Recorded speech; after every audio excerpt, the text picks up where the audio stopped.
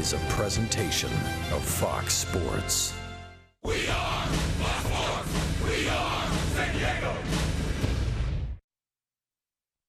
The Padres have moved from New York City to the Tampa St. Pete area and Tropicana Field, the home of the Tampa Bay Rays.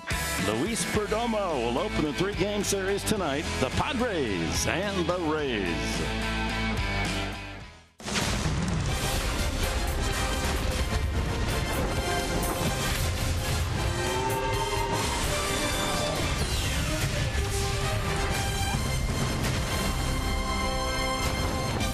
Well, the big story here in the Tampa Bay area, the return of Wil Myers. As a 22 and 23-year-old, he wore the Tampa Rays uniform. Lots of old friends and people here in the baseball area, Tampa Bay, anxious to see the new Wil Myers, the San Diego Padre Wil Myers, as we welcome you to Tropicana Field here in St. Petersburg, Florida, with Mark Grant, Dick Enberg. So we've gone to Pittsburgh, won 1 out of 3, and won 1 out of 3 against the New York Mets. They can still have a winning road trip with a sweep here at Tampa Bay. And this is a team, the Tampa Bay Rays, who are kind of struggling right now. A lot going on, and we can get that during the ball game. But I tell you what, for Wil Myers, I think he's got a big smile on his face coming back here in a place that he really did well at, Dick. Well, Myers won the American League Rookie of the Year award here 3 years ago at the age of 22. And the one thing that sticks out for Wil Myers is just a big kid playing a game that he loves to play. He's energetic, and with the Rays, the long ball was a big thing, but also the injury.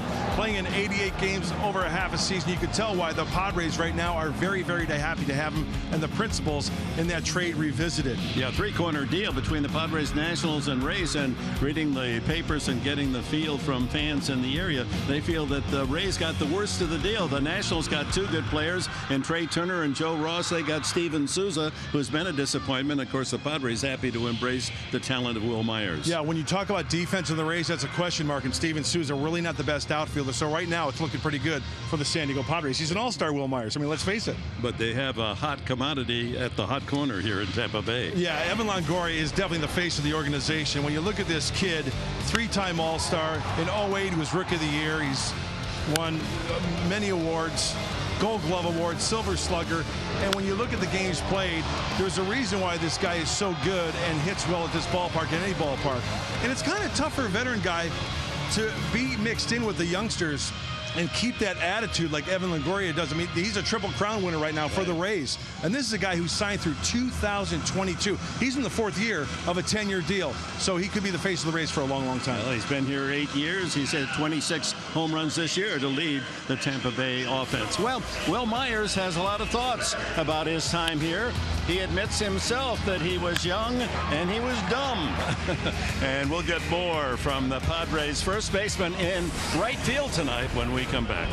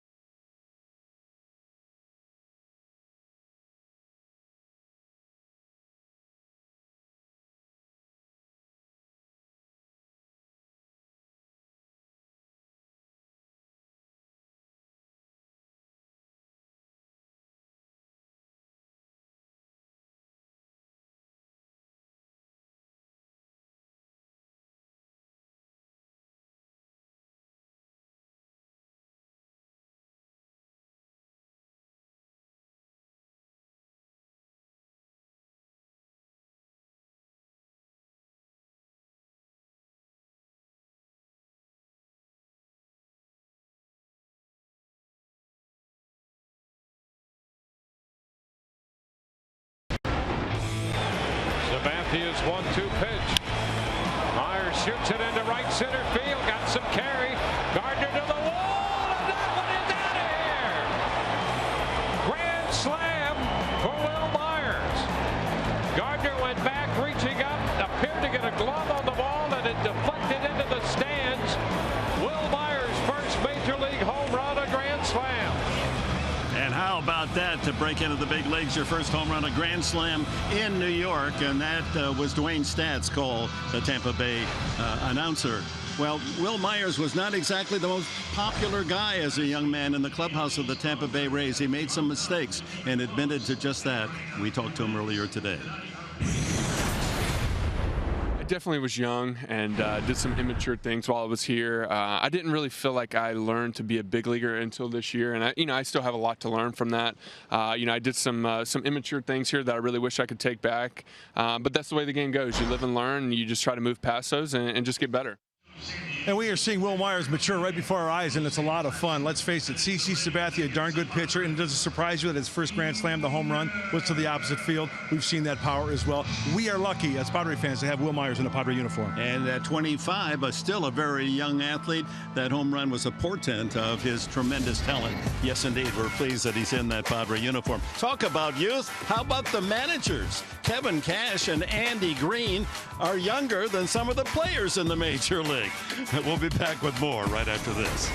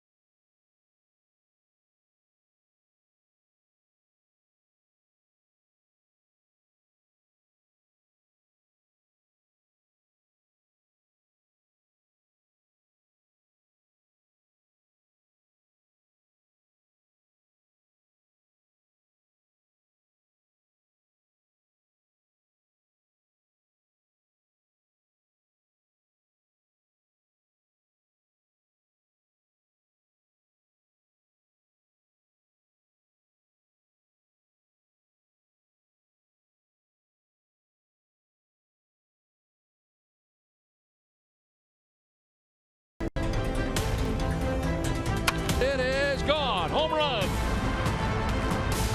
Safe. He beat the play. Jankowski scores. Home run for Alex Dickerson. And the Padres hope they have that home run ball and Jankowski's speed on the bases as they open this 3-game series under the dome, Tropicana Field here in St. Petersburg, Florida. How about Saquon Pick the Stick? Weigh in on Twitter for a chance to win a free foursome of golf courtesy of Saquon Golf Resort. Just hashtag I'm with and the last name of the broadcaster you want to join forces with. If they win, you could win too. One random winner selected nightly, and there are the picks for tonight as we've got quite a race with Pomeranz leading Sweeney by 1 point. And the rest of us going to make our move in September. As we're ready to go, and here's your pick. Travis Jankowski against the left-hander Drew Smiley, the 27-year-old from Little Rock, Arkansas. And we're underway. First pitch is high, ball one. Well, leading off a inning, whether it's the start of game or any inning, Travis Jankowski with a .459 on base percentage. That's even more important than that .254. That's his job, to get on base. And that's the 4th best in the majors, .459. Almost half the time he comes to the plate here of late, he reaches safely. And he loops one on the infield, and that's going to be caught by Logan Forsythe. Got jammed there. The Padres lineup tonight is brought to you by Toyota. After Jankowski, Alexei Ramirez, he's the DH. In right field tonight is Will Myers, not first base. It's a juggled lineup with the DH in effect as we're playing the American League team. Jan Solarte bats cleanup in front of Ryan Schiff. Christian Bethancourt then goes into the lineup, a right-handed bat against a lefty on the mound in left field. We got Will Myers again in right field. We'd like to put him in the lineup twice, but that isn't the case. Derek Norris is in the 7th spot, then Brett Wallace 8th, then Adam Rosales is at shortstop batting 9th. That'd be a good trick, though. You know, you bat hurt and then you get a couple of come back the next inning, bring your best hitter up. Ramirez, .238 with 4 home runs, and he's 3 for 10 against Smiley, a double and a triple in his previous meetings.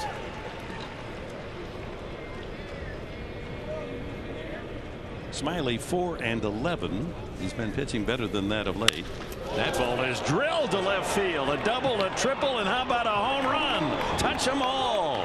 That ball jumping out of here. Ramirez, 5th home run of the season.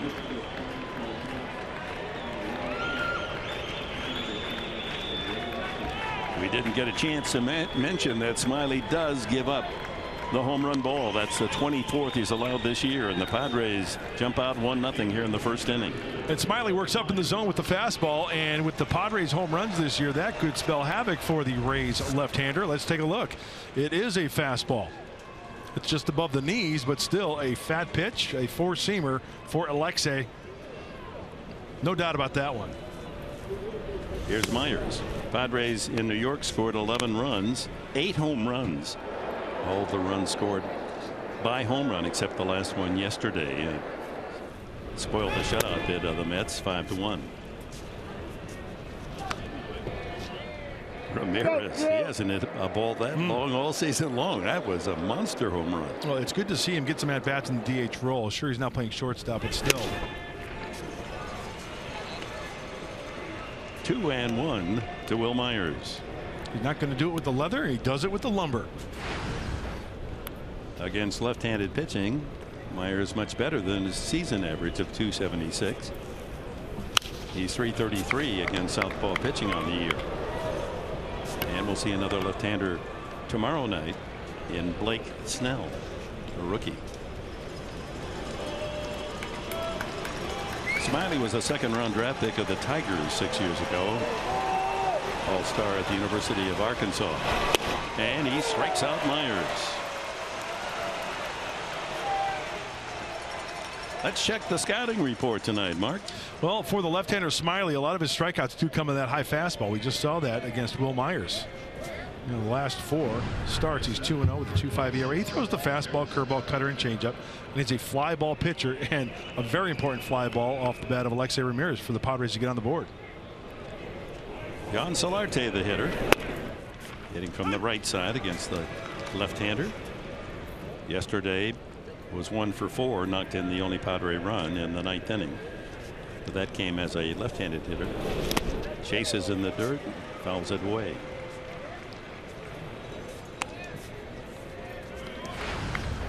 .287 average is the best for any Padre. 12 home runs, and at the 50 RBI mark.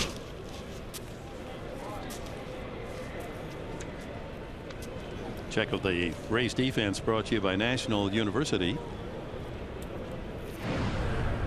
In the outfield, it's Dickerson, Kiermaier, and Franklin. Longoria, Duffy, Forsythe, and Miller on the infield, and Wilson behind the plate for Smiley. Foul back. Yeah, we might get a foul ball in this 3-game series. Looks to me like we're at the perfect distance behind home plate for you to make one of those famous diving catches. I'll protect you, Professor. I'm good to my left, not so much to my right. So our stats guy in A2. Watch out. In the dirt again, 2-2. You look at the defense we just showed you. Kiermaier, by far, probably one of the best center fielders out there, even in the American League, maybe even the National League. He's got a lot of range out there in center field. Can make some spectacular plays. Yeah, they missed him. He was out 48 games with a broken wrist, making a diving catch. Ground ball swept to the left side. Duffy, the ex-Giant, is there, and he makes the play. But the Padres get on the board here in the top of the first inning. Alexei Ramirez doesn't have to go out on the field. He can sit back and digest a long home run and a Padres early 1-0 lead.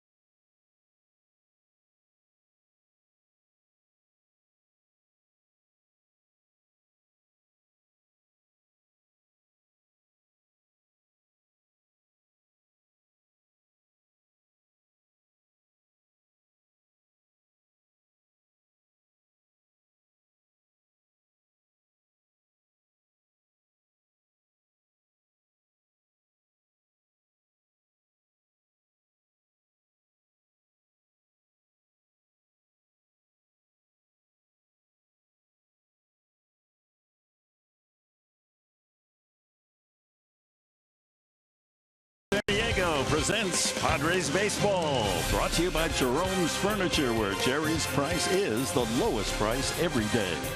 By Petco, where the healthy pets go.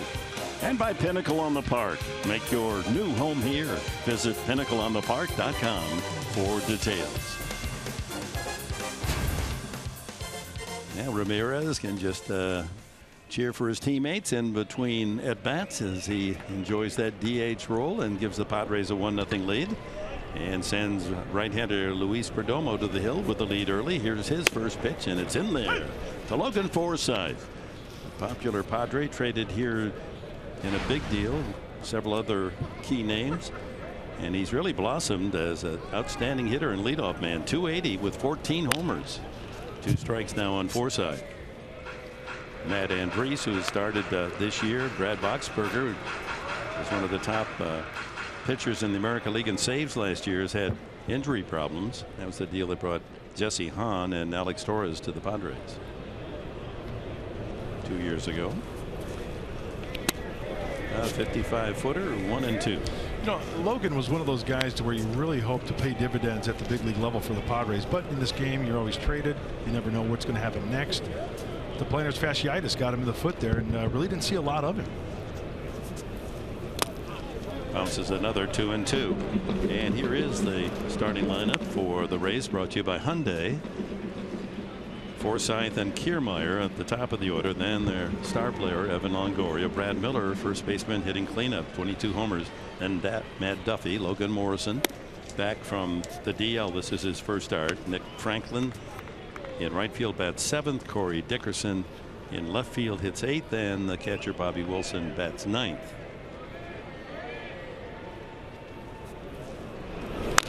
Morrison is their DH.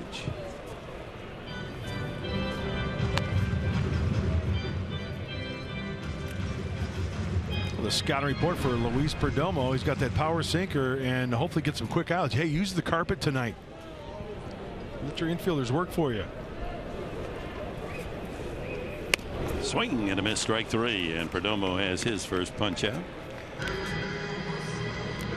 This ball looked like it had some straight movement to it, not the sinker. He went away with it. Let's check the rotation out of the hand. Oh, yeah, it's a two-seamer that he brings back, and Logan Forsythe cannot connect. Center fielder Kevin Kiermaier, Gold Glove winner last year. Great story. Was the 941st player picked.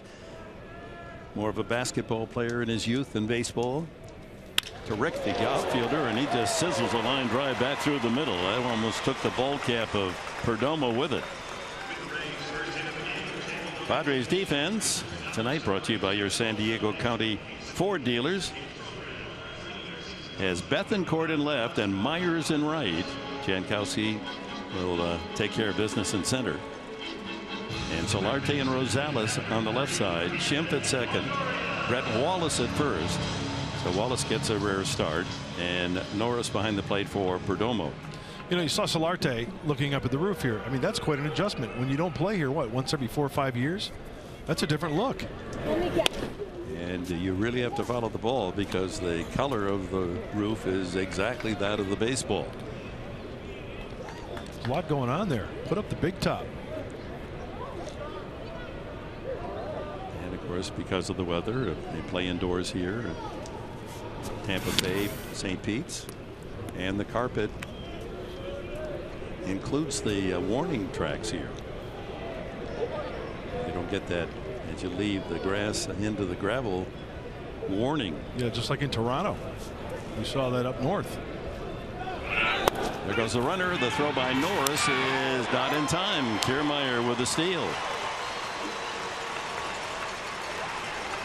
Good throw, but he got a big break on Perdomo. It's his 11th steal. Wasn't the best jump, but the big guy Kiermaier just gets his hand on the bag before the slap tag by Schimpf, and looks like there will be no challenge. They don't run much, the Rays. That's the 43rd steal, less than half of the Padres total. Kiermaier is the best of the runners. He has 11 steals now. Yeah, they're 11th in the American League in that category, the Rays. Longoria, their run producer, 26 homers and 70 runs batted in. He and Will Myers each with 70 RBIs. A money hitter. Longoria. His average is better when you put some men in scoring position for him. He's hitting .323 then. And he's got Kiermaier at second base. A lot of movement on that fastball.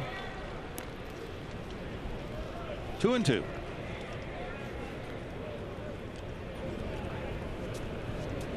There they are, .323 with runners in scoring position.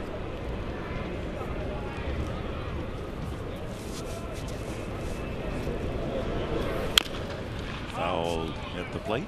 You can tell that Perdomo is trying to pound him inside here, all those pitches so far. And then when you look at defensively for these Padres, Solarte hung you the line. Brad Miller acquired from the Mariners on deck. Longoria, the last 5 games has been hot. 10 for 20 and 9 runs batted in.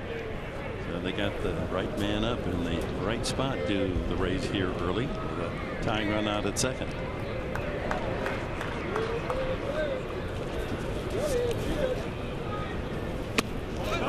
Wouldn't bite on the breaking ball.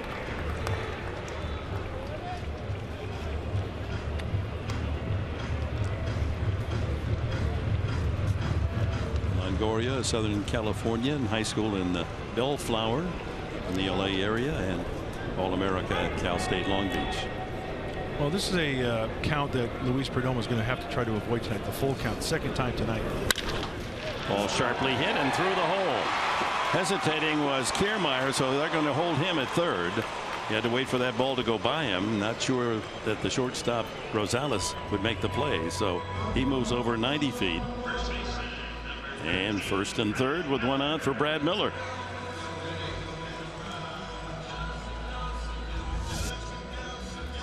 Well, when this ball was first hit, it's a two-seamer in. Thought that maybe Yangervis Solarte had a chance to maybe dive for that ball, maybe at least try to knock it down, but with the one out, double play in order, get another grounder right at one of your infielders. Kiermaier pointing to himself as if to say, I should have scored on it, but the ball was hit in front of him. He couldn't tell whether it would go through. If it's fielded by the shortstop, he runs into the out at third. Brad Miller, what an acquisition for the Rays. His number is way up from his Seattle Mariner days. Ooh, big cut. Most home runs he hit as a Mariner were 11.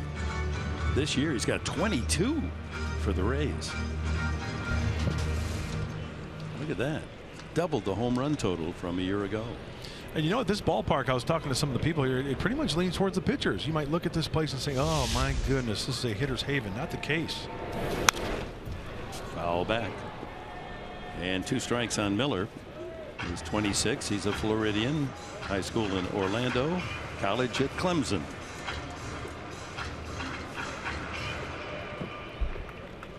Last 18 games, he's hit 7 homers. Infield back, looking for a possible double play. They'd concede the run for that chance.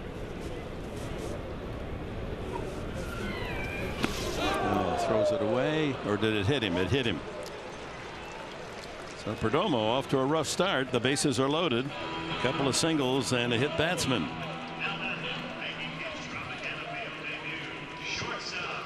And Matt Duffy makes his Tropicana Field debut. Matt Moore, the pitcher, going to San Francisco to get the talents of Matt Duffy. Another Long Beach State product. And not the worst fate for Perdomo. A force at any base. You got righty on righty now. Had the count in his favor, however, to Miller 2 strikes. Bases full, 1 out. Padres with a 1-0 lead.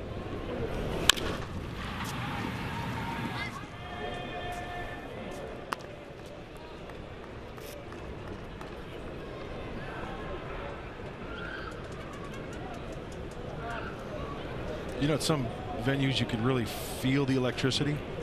Here you actually hear the electricity. You can hear him put the plug in the socket, you say. It's like a B game in spring training. Pretty good pitch. Doesn't get the call from C.B. Buckner. Yeah, very slim crowd on this Monday night.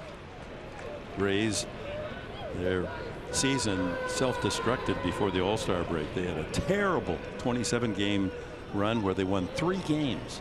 27. That ball drilled foul. Almost got third base coach Charlie Montoyo. Yeah, back up a little more, Charlie. And Kiermaier ducking for cover 2. That's getting out in front of a pitch right there. Right-handed hitter. A ball, 2 strikes to Duffy. Kiermaier at third. Longoria at second. Miller at first. 1 out.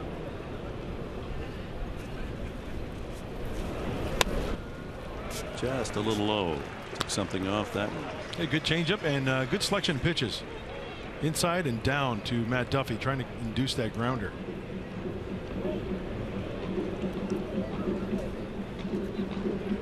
And 2. This is the pitcher's pitch. You want to make it your advantage. Got it. And that is an advantage. He challenged him right down the center of the plate. 2 strikeouts for Perdomo for the 2 outs here in the first. Brings up Logan Morrison. He's just back from the DL. Hey, Matt Duffy, here's a 2-seamer right down the middle. See what you can do with it. And that just goes to show you the tremendous movement of that 2-seamer out of the hand of Luis Perdomo.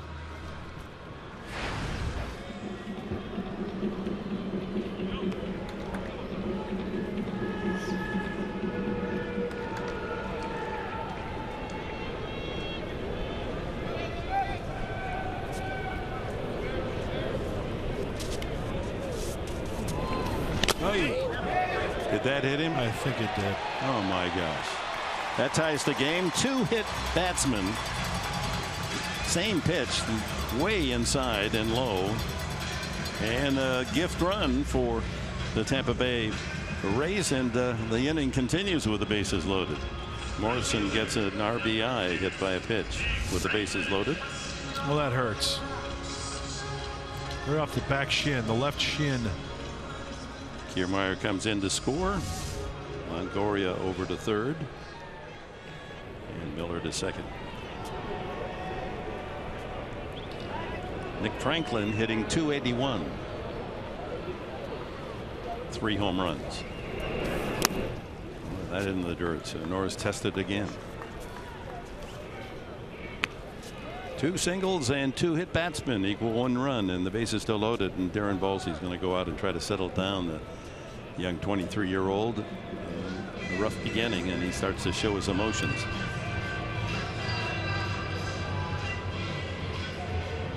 Well, 25 pitches as Darren Balsley has a visit. Now they might have a watchful eye on Luis Perdomo, because remember his back kind of tightened up in his last start. Yeah, that was last Tuesday at Pittsburgh. He went 5 innings, gave up 5 runs. The big blow was Gregory Polanco's 3-run homer that broke a 2-2 tie. And if that is the case for any pitcher, sometimes you have a difficulty to follow through, get on top, stay on the ball longer. Not saying that's the case here, but it has been mentioned.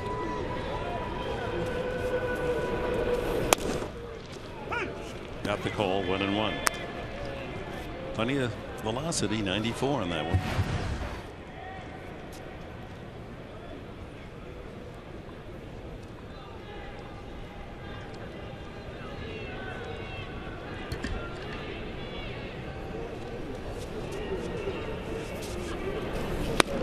Way inside, 2-1.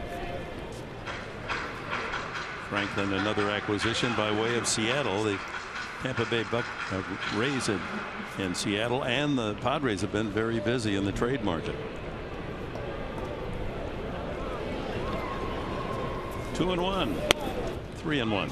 So now he's got to throw a striker, another run for the Rays.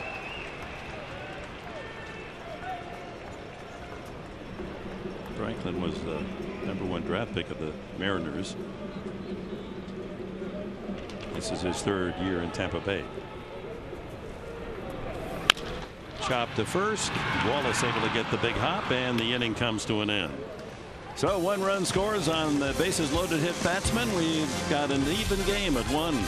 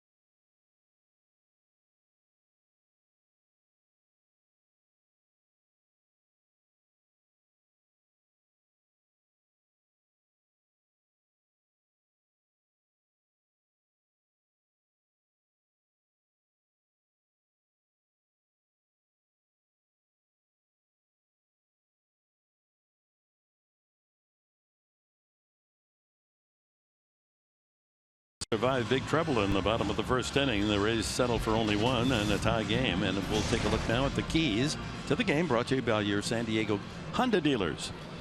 Put a frown on Smiley's face. Knotted up at 1 right now. Hopefully the Padres can get to him. And will come back Myers. Very nice. I like the play on words. Thank you. Ryan Schimpf starts the 2nd inning for San Diego. A little tailoring work, yeah. On His shirt. Alexei Ramirez. Don't cut the power. Schimpf. Ground ball foul. Couple of home runs in that game in New York. 6 RBIs, his career high, now with 12 homers. Came off the bench yesterday and delivered a pinch hit. Not this time. Goes for the high pitch, and he's out on strikes. 2 punch outs for Smiley. Well, in between innings, Darren Balsley having a chat with Luis Perdomo. Can be mechanical. Can be just maybe a talk to get between the ears and pump him up a little bit. I mean, let's face it, Dick, you made the point. His velocity's there. 95, 96. Saw some 94s with movement.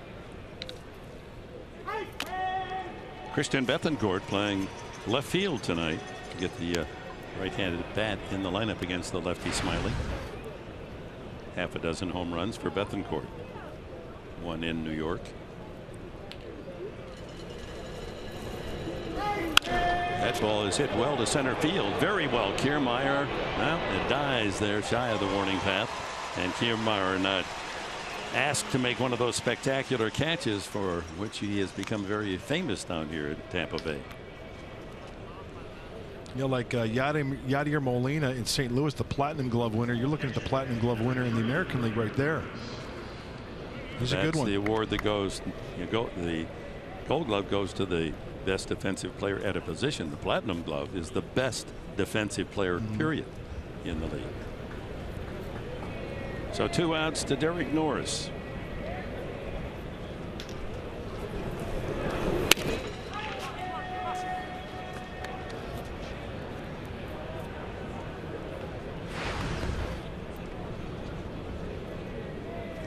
Not hitting his weight at the moment.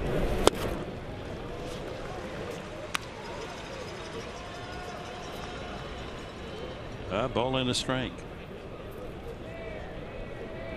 He finished last year at 250 and 14 homers. 1-2. You know, that 90-mile-an-hour fastball is kind of sneaky from Smiley.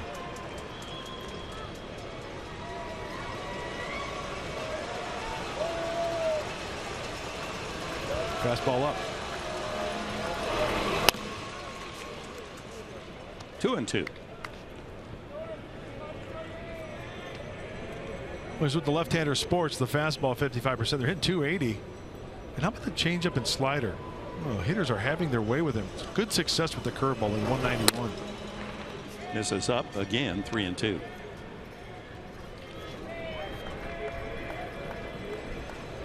He is a strike thrower. 130 strikeouts in 130 innings and only 35 walks. That one flip foul.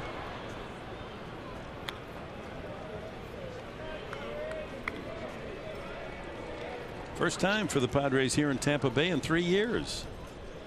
They were swept a 3-game series back in 2013. That carpet showing some wear. And a walk to Norris with 2 away. First free pass from Smiley. That'll bring up Brett Wallace playing first base.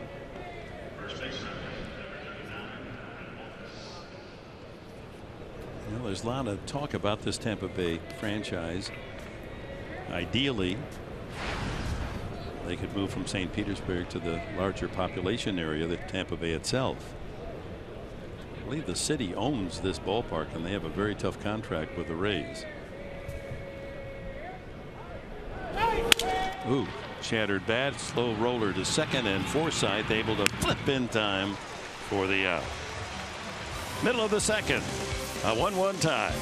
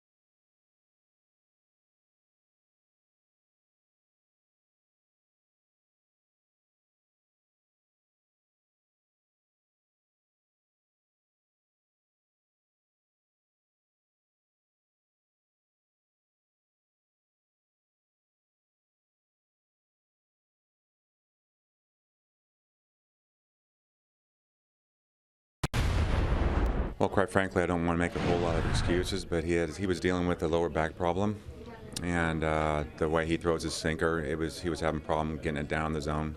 So this time through, we skipped his bullpen.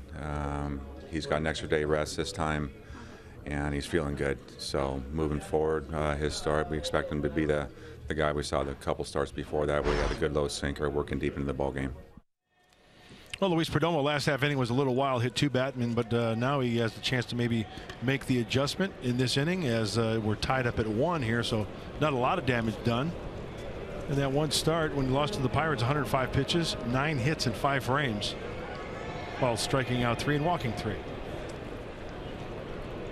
Number 8 hitter is Corey Dickerson in the Tampa Bay lineup, the former Rocky. They acquired him in the offseason. Trade that sent the primary player going to Colorado was the relief pitcher left-hander Jake McGee. Dickerson, career .299 hitter with the Rockies. Hits that high in the air down the left field side. Into the corner goes Bethancourt, and it's another play.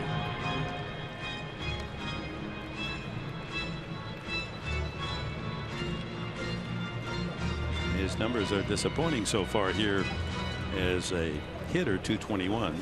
He's had his share of home runs with 16. Last year hit 10 for the Rockies. The year before 24. They figured him to be a 20+. And no call there.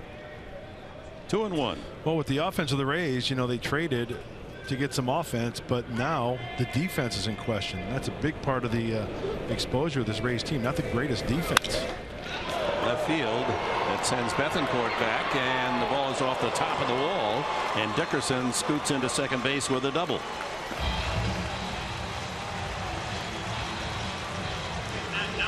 Missed a home run by about 3 feet.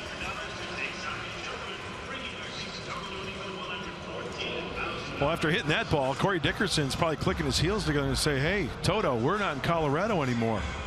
That ball hit pretty well here, but not getting out. As I mentioned earlier, pretty fair to the pitchers. A 2-seamer, 2-1. Went down and got it, hit it well. Good stroke to the opposite field. Gives you a good indication where that ball crossed the plate, outer third. Look at those girls up there trying to hide from danger. Bobby Wilson, the catcher, hits 9th. 242 average on the year. Another player acquired from a different organization. He's been around.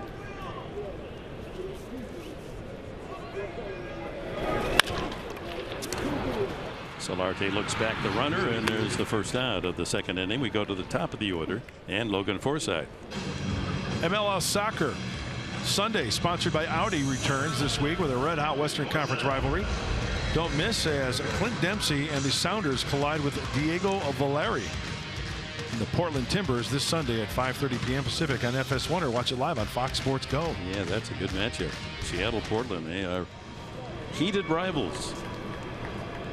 Forsythe struck out swinging to open the first inning. Chance to break the 1-1 tie here in the second.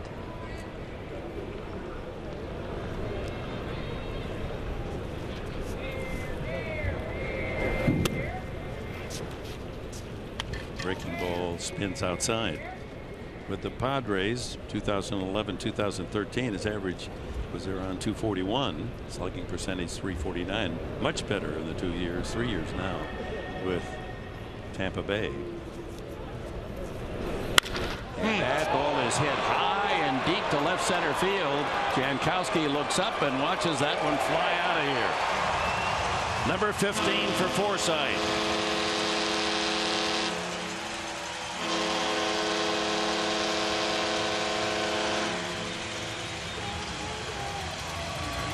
And the Rays take a 3-1 lead.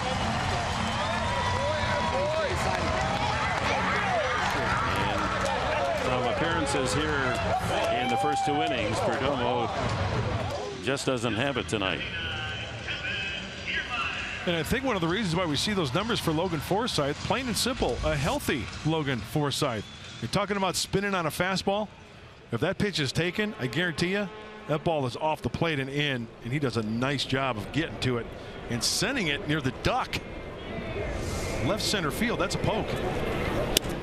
Yes, he did. Kiermaier. And they don't call that a bunt try. Oh, you got to be kidding me. Yeah, third base umpire Eddie Gonzalez said he checked back.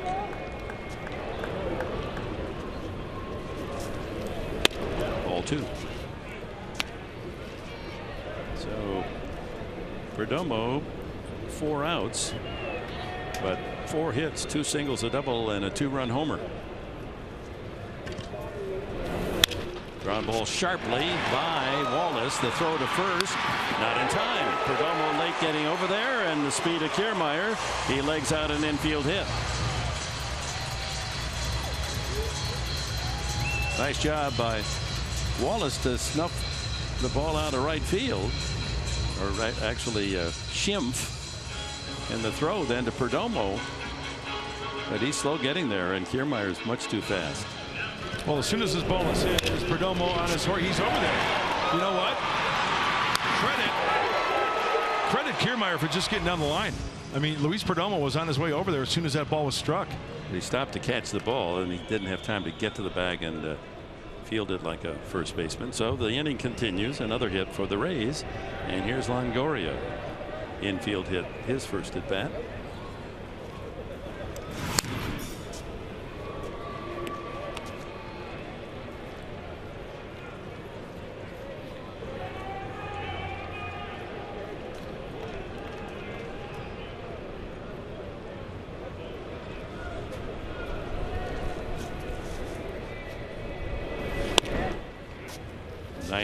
It sails inside. All-time leaders, most games played now. Longoria in this series is going to pass Carl Crawford as the most active Ray ever.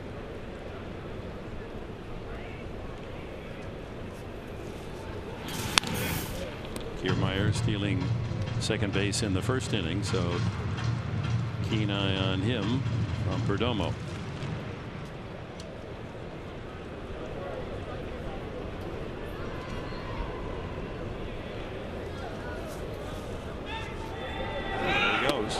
Norris's throw, not even close.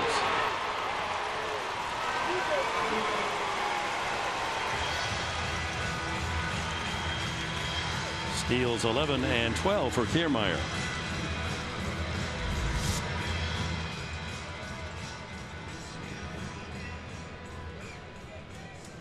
Ooh. Thought maybe he lost contact with the bag. Yeah, it looked like his hands, but he kept his legs sliding against it. So that positions another Ray in scoring position for Longoria. 2-0 the count. 3-0.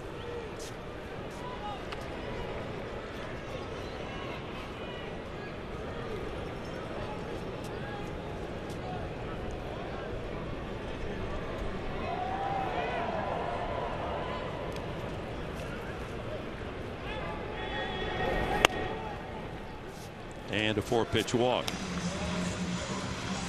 The first walk, a couple of hit batsmen in the first inning. One with the bases loaded. We're going to have a game break coming up between the Red Sox and the Indians. Two teams battling ahead toward September and with high hopes for a playoff.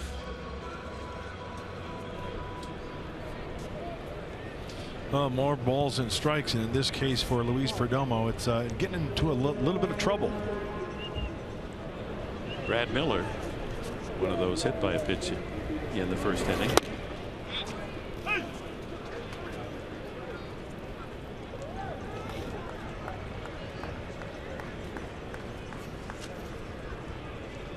Still only 1 out.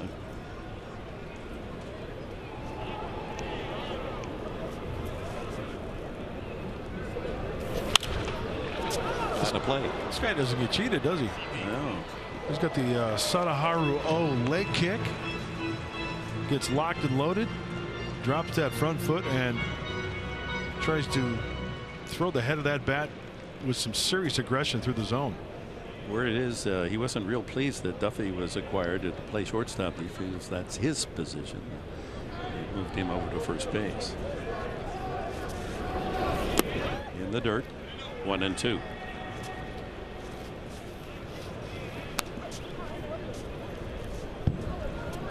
Good stuff for Perdomo, but command tonight. It's all over the place. Yeah, when he misses, he's missing big time.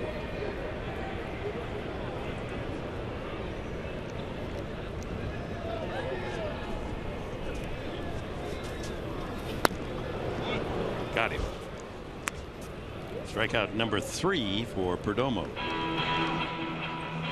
And it's up to Matt Duffy. And with 2 strikes, you can expand the zone. And that's down by the back foot, exactly where he wants it. That's a good adjustment. Duffy struck out swinging the first time. You know, I was talking to Darren Balsley before the game, and I said, what's with the slider curveball from Perdomo? He goes, it's neither. I said, okay, how'd you like to call it? He goes, just call it a breaking ball, because sometimes it's big, sometimes it's small. So it's not a slider or a curveball. He says, just call it a breaking ball. Sometimes he'll wrap it and make it a little bigger. So nice breaking ball there to Brad Miller for the strikeout. You're not going to call it a slurve? He just told me breaking ball. All right. First pitch in there to Duffy.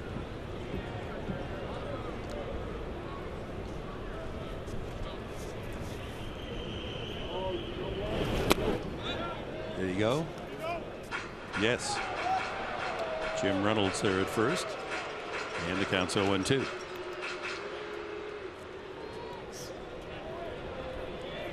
Had reasonable success against San Diego pitching.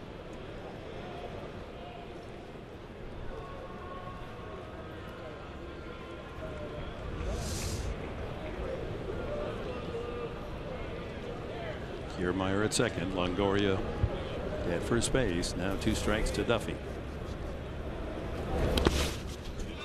He's really giving Derek Norris a workout. You know, the most pitches for Luis this year was 113 against the Brewers. Right now he's at 51 here in the bottom of the second.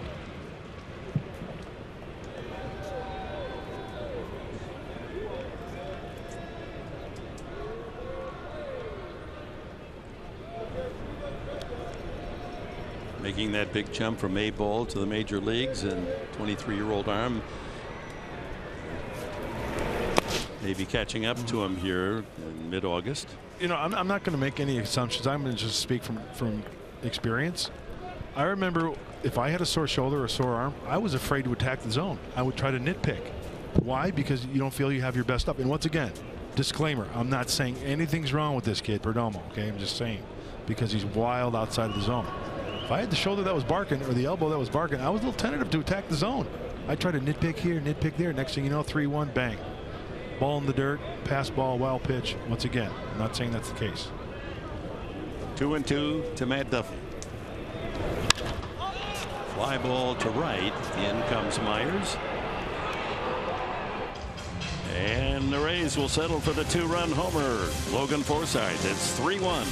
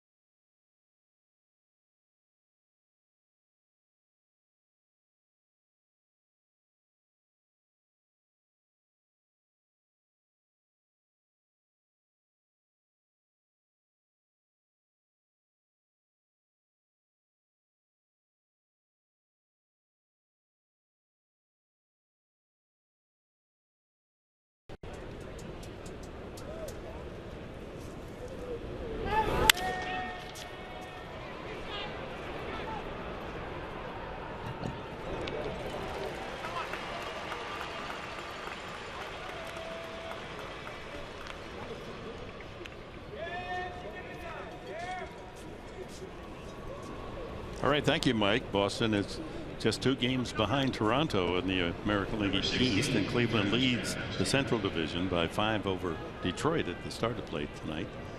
Travis Jankowski, Adam Rosales has led off and flied out to center field. Jankowski popped up to second his first time and fouls off the bunt try.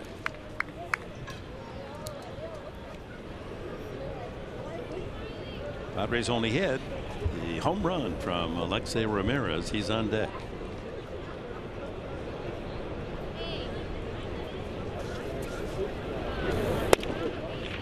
Yeah, you got a call there. A little inside, but barked out by Buckner. It's 0-2. So up to this point, it looks like the MO for Smiley is breaking balls down, fastballs up. Popped up off third, angling over the shortstop Duffy, but it's the third baseman Longoria foul territory for the second out. And you know, there's that little area at the top of the zone to where hitters have difficulty to maybe get up on top of it to do some damage. I think that was that last pitch there that Travis was working underneath. Here's Ramirez, his 5th home run of the year. A solid blast to left. They get the Padres ahead early. They now trail 3-1.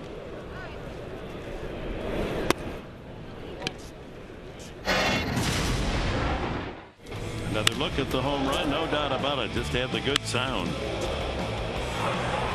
that one was mid-thigh high, not the one up and out of the zone.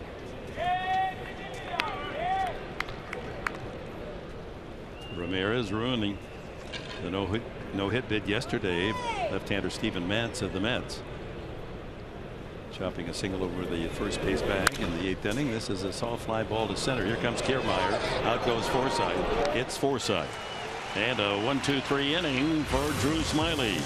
3-1 Rays. Bottom of the 3rd coming up.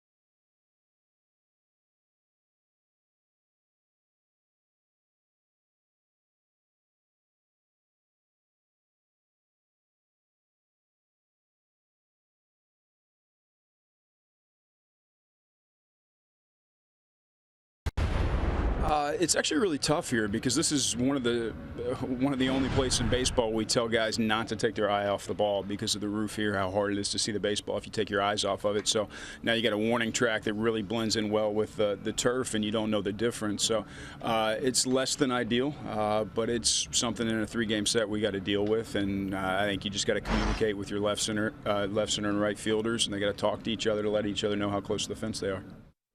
Yeah, a different venue, a different look, not in the American League East, these Padres, so interleague play brings them to Tampa, and that's what you got to deal with. And we're going to get into it a little later as far as what the rules are and what all is happening above our heads here in Tampa, St. Pete. Yeah, hit for the love of Pete. It's a real challenge. That ball goes up and can do the hidden ball trick on you.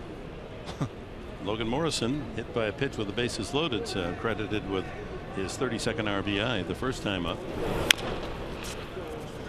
Morrison, Franklin, and then Dickerson in the last of the third.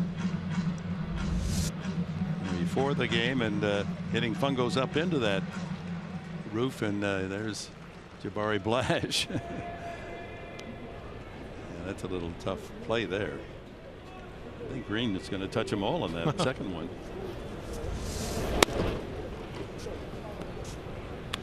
This must be just a helpless feeling. It goes up. You know it's up there, but you can't find it. Actually, Minnesota Twins earlier this year, a player hit the roof, not just the scaffolding or the walkways up there, actually hit the roof. It never happened before. Shot to Schimpf in the shift, and he's able to knock it down and throw out Morrison for the first down. And here it is. Miguel Sanos. And the ball's in play, and Longoria didn't lose it and makes the catch for the out. How about that? Oh, there's a guy who's played many games at third base. We talked about that at the Rays, and he's used to looking up at the big top.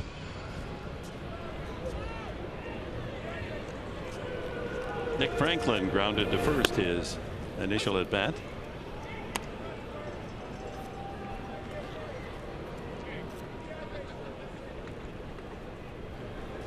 Padres wrapping up their 3-stop 9-game road trip. Games tomorrow night and a day game on Wednesday. Right back home and no break. Thursday they open the 4-game series with the Arizona Diamondbacks, and then the Cubs come in next Monday, Tuesday, Wednesday before the next off day.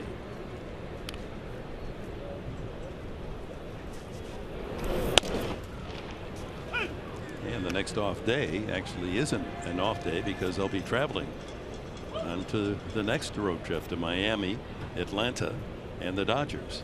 It's a rough schedule run here for the Padres. So Nick Franklin for president. He's the 8th wonder of the world, and kicks Yankee fans out of Yankee Stadium. Don't mess with Nick. High chopper to Wallace. Perdomo there just in time for the 3-1 put out.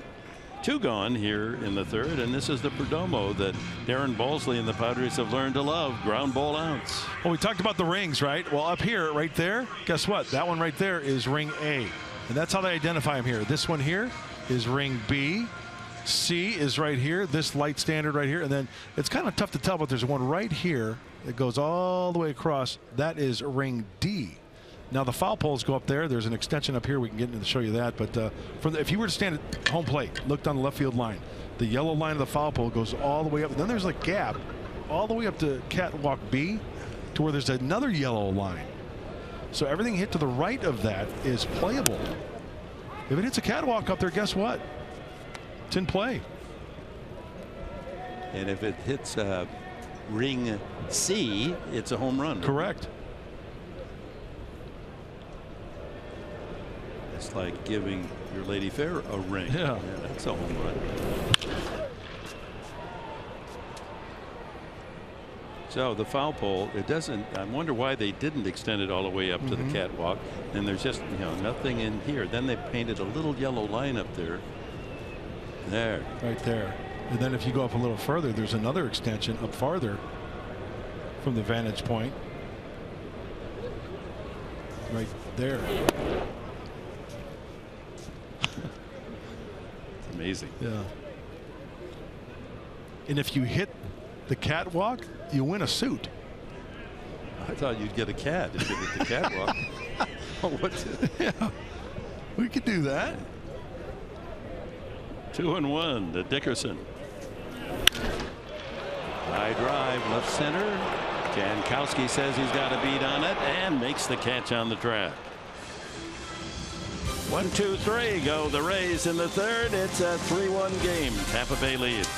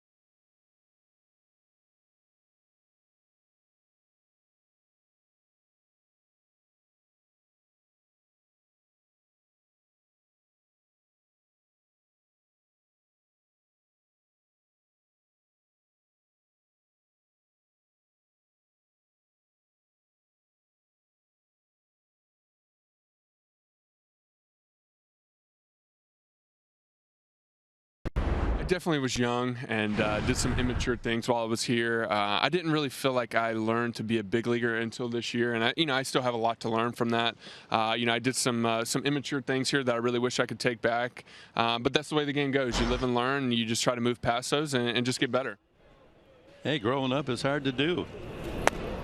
And at 22 and all the adulation about being the American League Rookie of the Year and things going so famously for him, he kind of strutted around the clubhouse and alienated some of his teammates. Ground ball to third. Longoria ranging into the hole and throws him out.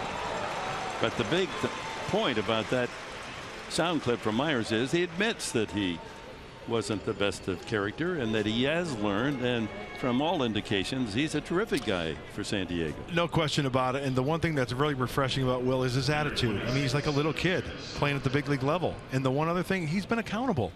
You know, if he doesn't play well or he doesn't make the play, he'll let you know, gosh, I should have made that play, or what am I doing there? And those are great strides.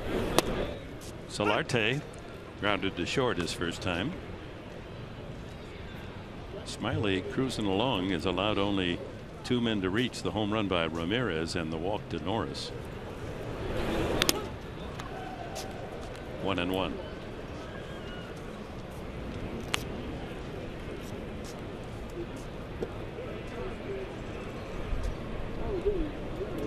Prior to the last 4 games, and Smiley has been excellent, 2-0 with a 2.52 ERA.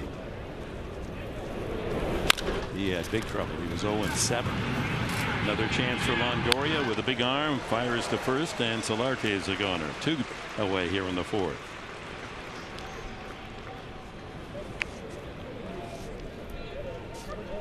Ryan Shim struck out his first time. Number 11.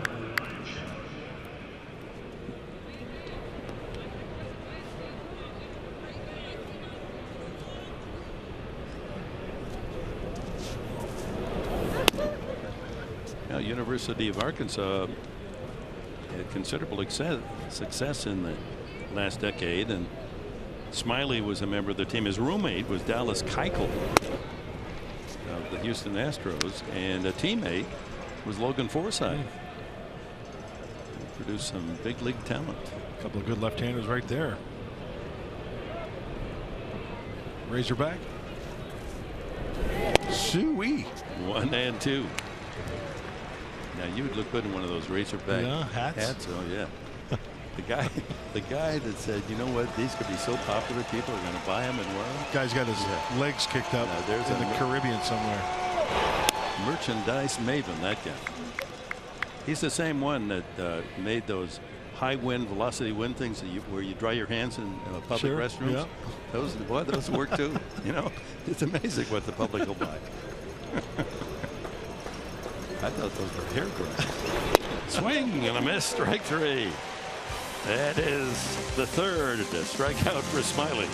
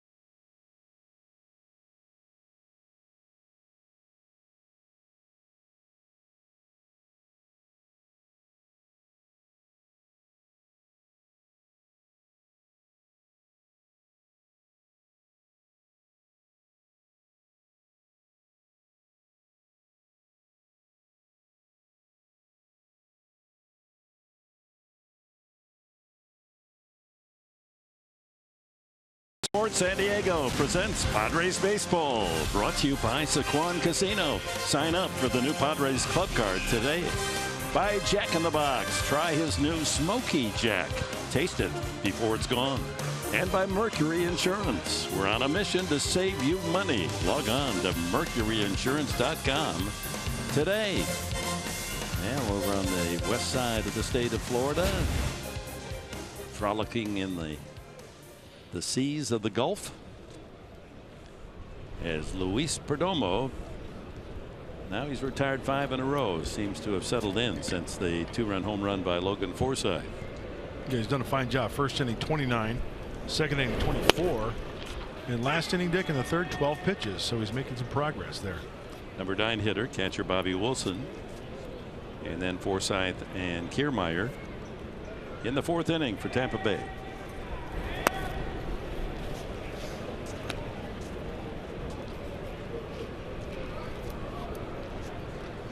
It's really interesting that the state of Florida, the West Coast, this side is so different than the Miami side, the Atlantic side, don't you think? Absolutely. Yeah, I haven't spent much time in the state of Florida, 2 times for spring training, but the water here is so much different than the West Coast. Obviously, it's like bath water here. West Coast much colder. And a swing and a miss, and Wilson gone. That's 4 strikeouts for Perdomo. Just limited experience, but in this area there have been friends who lived here, and the beaches here, the white sand beaches, are fantastic. Yeah, love the beach. Yeah. People actually see me, they try to push me back in because they say he's going to die. A manatee is push him back in. There's a manatee ashore. They have those too here. Yeah, they do. Yeah. They're even alligators. Be careful. I know. But there's signs right by our hotel that say beware of the manatees, and telling the boaters that they're an endangered species. Sea cows. Right. Don't get them with the props on the boat. In fact, they say that hardly ever is there a case where you find a manatee and he's hopefully okay. And he's got scars from such beautiful animals too. Interesting. Are they animals or no? They're mammals. Mammals, right? Forsythe struck out and then hit that long 2-run home run in the 2nd inning, his 15th of the year.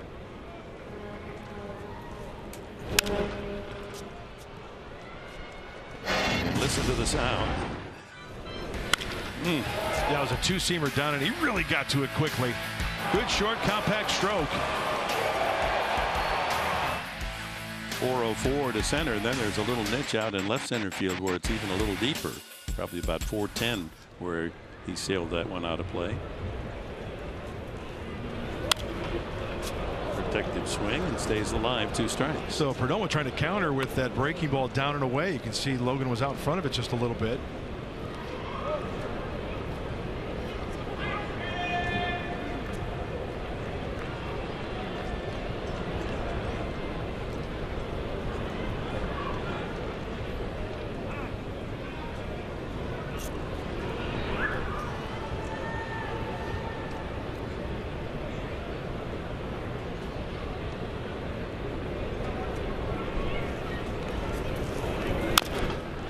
There's that sinker.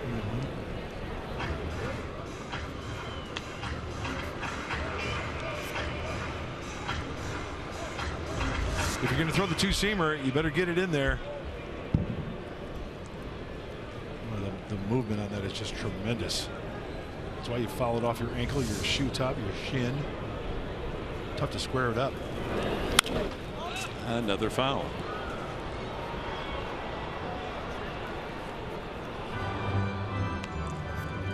One out here in the 4th. 2 strikes on Forsythe. He was a 1st-round pick of the Padres in 2008, 46th overall. So Padres and baseball knew that he was a good one out of Arkansas. Another foul. As a Padre, you just loved the way he played so hard. Sure. He just really is a gamer. He was a gamer. Is a gamer, I should say. Pitch number 8 coming to Forsythe versus Perdomo.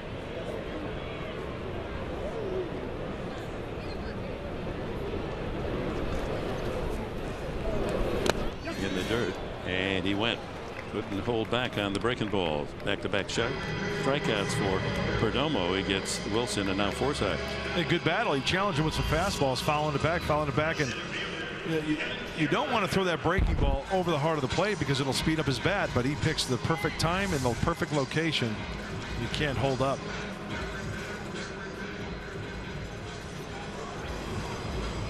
Kevin Kiermaier has been a pest here early, a couple of singles, and he stole second both times.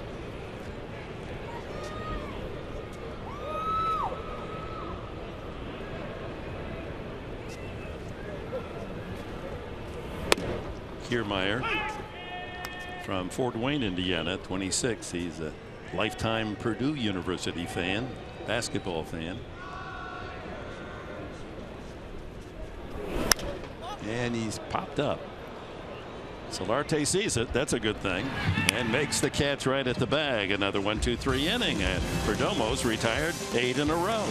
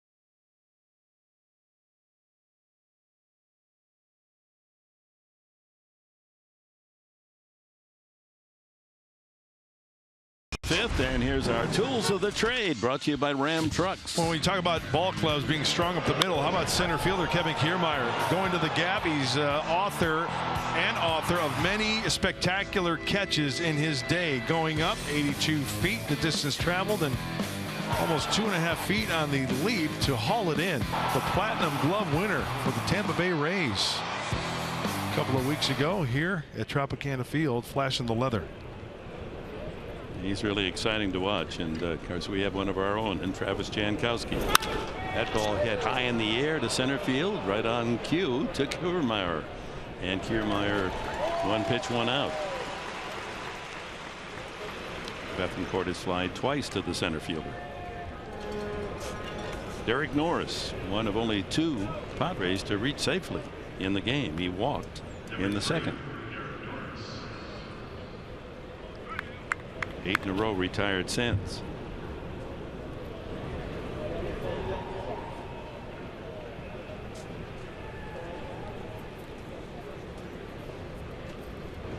Well, the lefty Steven Matz handcuffed the Padres yesterday, a no-hitter with 1 out in the 8th before Ramirez chopped a single over first base bag. And now it's Smiley giving up just the 1 hit at a home run to Alexei Ramirez in the first inning.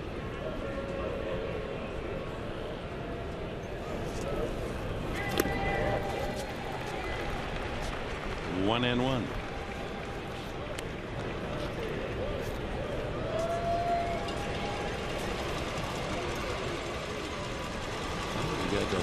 Is that the level ring A, B, or ring C, or D where that camera's located?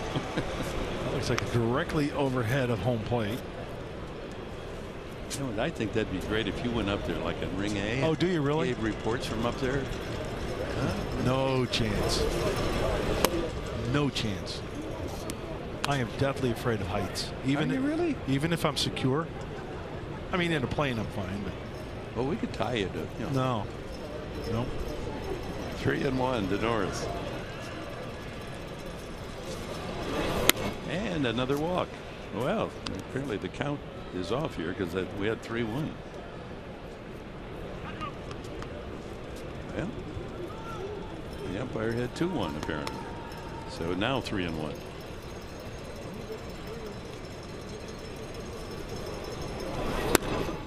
So another pitch and the same result. He walks for the second time. Here are the roof rules at Tropicana Field. Can you simplify them? Yeah, well, we mentioned A, B, C, and D rings, and the C and D rings in fair territory, if they hit those rings, it's a home run. A and B rings in play. And then anything that's the left of the foul pole, foul territory, is a dead ball. Well, it's kind of confusing, but Wallace sails that one off to the left. One swing away from tying it up. Wallace with a half dozen home runs this year. I think the bottom line is with those territory rules, just hit the ball, run, and let the umpires figure it out. Just run. Just keep running. Yeah. If you see an exit, go out there too. Huh? Yeah. Just like Bo Jackson in that game in the Kingdom. It wasn't that great. There goes the runner, and the throw by Wilson is not in time. The one bounce took it up to Duffy, and that allowed Norris to sneak in under the tag. And the Padres have a man in scoring position. Norris with a surprise move. Catching his sixth steal of the year. Catching everybody off guard, Dick, and going on the first move from Smiley, the left-hander. And as you mentioned, he's got to go up and then back down.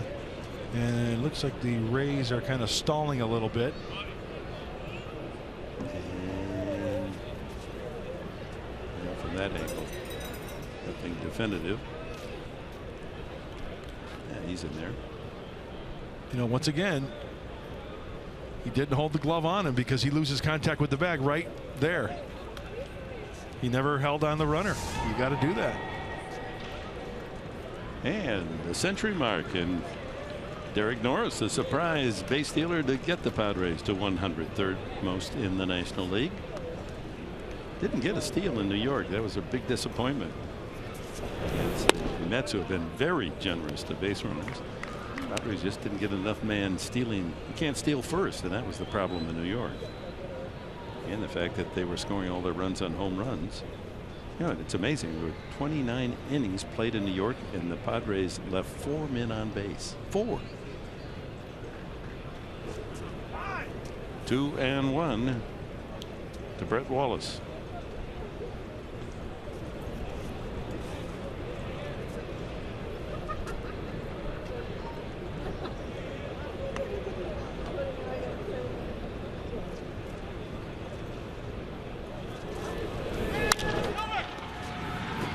Easy play for Miller at first for the second out, and it'll be up to Adam Rosales with 2 away and Norris at third. Time now for greater coverage of baseball, brought to you by T-Mobile. Our MLB news and notes. David Ortiz had it again. 530th home run of his career, and they beat Cleveland 3-2. Luis Sardinas has become a San Diego Padre. They acquire him from the Mariners for cash or a player to be named later, and he's been optioned to El Paso. And A-Rod, publicist says, statement, A-Rod will not play in 2016. There are rumors flying here in Florida that the Marlins might be interested in acquiring A-Rod, who of course is from Miami. And you know what? It wouldn't surprise me if something like that happened. Well, with the injury to Giancarlo Stanton, they need a bat, even though it's an aging one. 1-1 to Rosales, who flied to center his first time. Norris at third with 2 outs here in the 5th. Padres trying to cut into that 3-1 Tampa Bay advantage.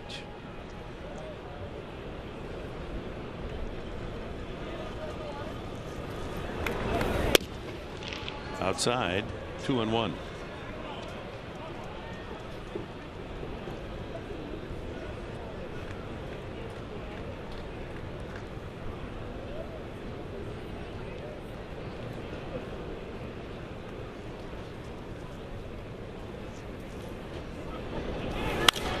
Popped him up off first, and Miller has a play. And the Padres leave a man at third. Or at the halfway mark in this one. 3-1 for the home team.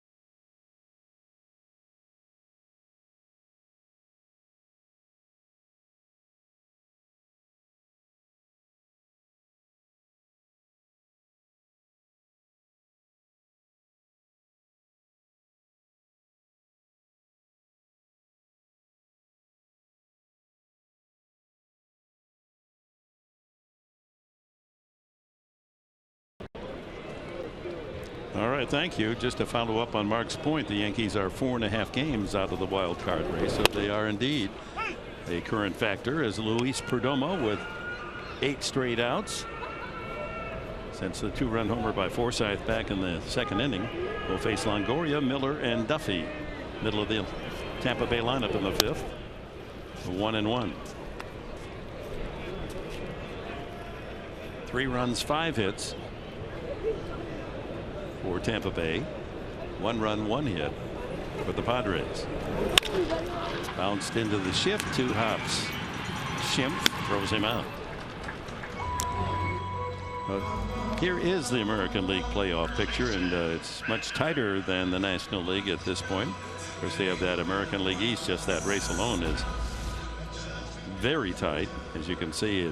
Toronto leading Baltimore by a half and Boston by 1.5 games, and over on the right, the wild card. At the moment, Baltimore and Boston in the driver's seat, but tight. Detroit only 2 back. Seattle 2.5.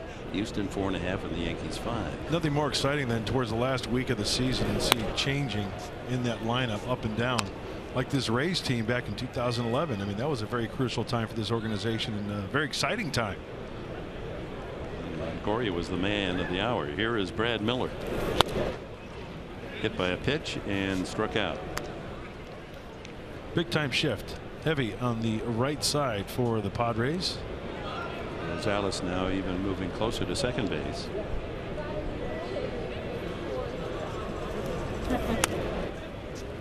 That's Perdomo's money pitch right there.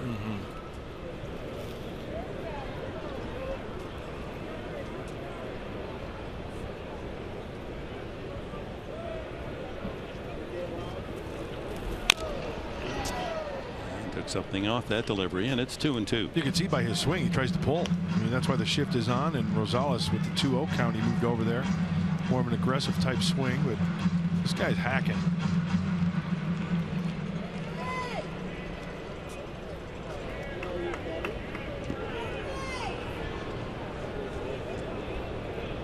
A good changeup right here would be a good pitch. And he fouls it away.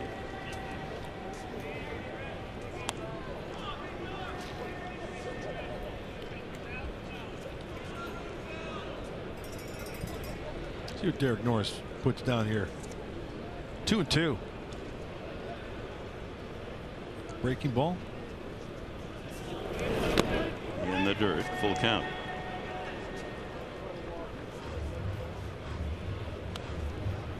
Miller was highly regarded by the Mariners. They picked him in the second round 5 years ago. A shortstop, a left-handed hitter that can hit with power. That's attractive. But he's a Ray star now. Hitting cleanup. Fouled again. How about our Cholula flamethrower, Mark Grant? Well, we know that Luis Perdomo's got the power sinker, the two-seamer. He throws it at 96 miles an hour. That's hot sauce. That's hot and humid hot sauce. Luckily, we're indoors because it's smoking outside. That's a good pitch. And ball 4. Now that ends the string of 9 straight outs. Second walk given up by Perdomo. He's hit 2 as well. Matt Duffy, the batter. Well, Miller did a good job that at bat, not biting on the breaking ball down and in. Pitch count at 90. And Darren Balsley wants to make sure somebody's ready in the bullpen. They'd like Perdomo to finish 5, but he's reaching the end of his work night.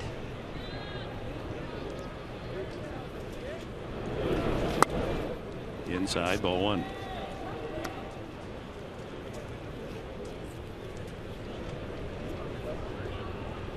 Think about the Giants and their feeder system just this last couple of years. 2 highly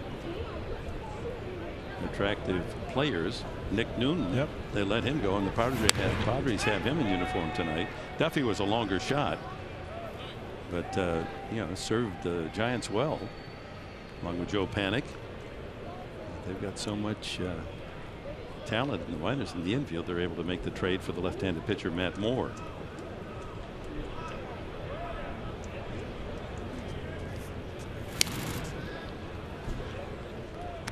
If you're just tuning in and you see, well, throw to first base, what happened to Will Myers? Brett Wallace there at first. Well, Myers starting in right field tonight because of the designated hitter. The Padres get an extra bat in the lineup, and they want to keep Myers around. The best solution was put him back in the outfield for a game. Ground ball to short. Double play. 1, back 2. Made to order room service. Rosales, Schimpf to Wallace, and that's it for the Rays in the 5th.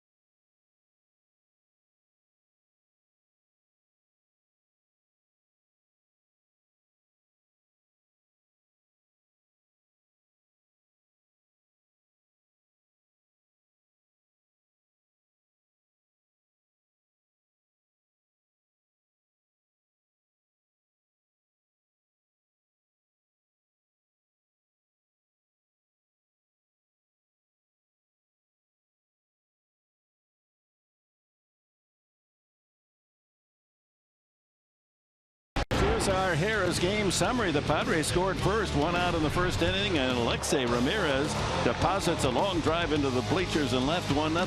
But with the bases loaded, bottom of the first inning, Perdomo will face Logan Morrison and clip him in the shin, and that'll force in a run and ties the game at 1-all. And then Logan Forsythe, the ex-Padre, a 2-run shot to deep left center in the second, and that's where we stand, 3-1 Tampa Bay. Top of the 6th. Travis Jankowski has popped up twice.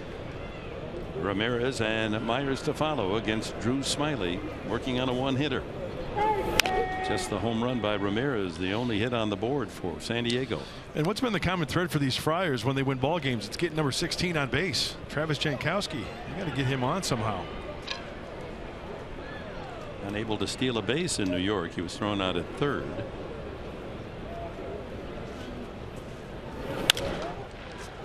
That slice is foul, and it's 1-2.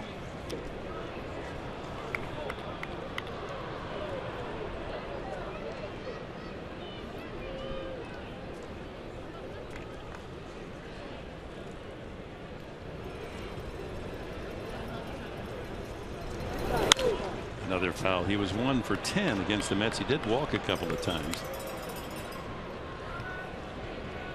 He felt a little pressure with Stony Brook fans there as head baseball coach at the university there to cheer him on. And then the Padres suffered the good Mets pitching. In the dirt, 2-2. This one moving it along at a good pace, and the Padres, while they have only 1 hit, the home run by that man Ramirez, you just have that feeling, a couple of base runners and a big swing. That one sends Kiermaier into left center field, but it's the left fielder Dickerson with the catch. 1 away. And tonight's game is presented by Sony, the leader of 4K Ultra HD. So defines the clarity so great that you look at the outfield carpet out there and you can see all the worn marks. It's just brilliant. Look at that. It's embarrassing. I mean, if they're not going to move or build a new stadium, they certainly, I would think that the carpet salesman might be knocking on the door here. I mean, absolutely. You'd want to have, you think of the players, right? You want to keep the players healthy. You want them on good surfaces, and you think they'd put some good quality carpet out there. The first impression you have, you walk in and said, "What's it with the mold?" And that's what it. It just doesn't look major league, does it?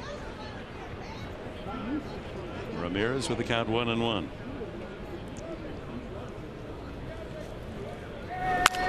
Up the middle, broken bat, but right at second baseman Forsythe. They had him played perfectly. And there's 2 gone. Smyly pitching a beauty. Here's Will Myers. Strikeout and a ground out.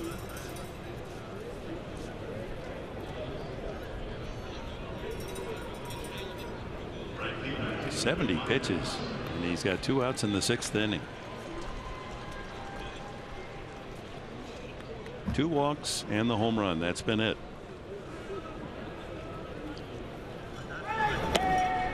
Ball 1.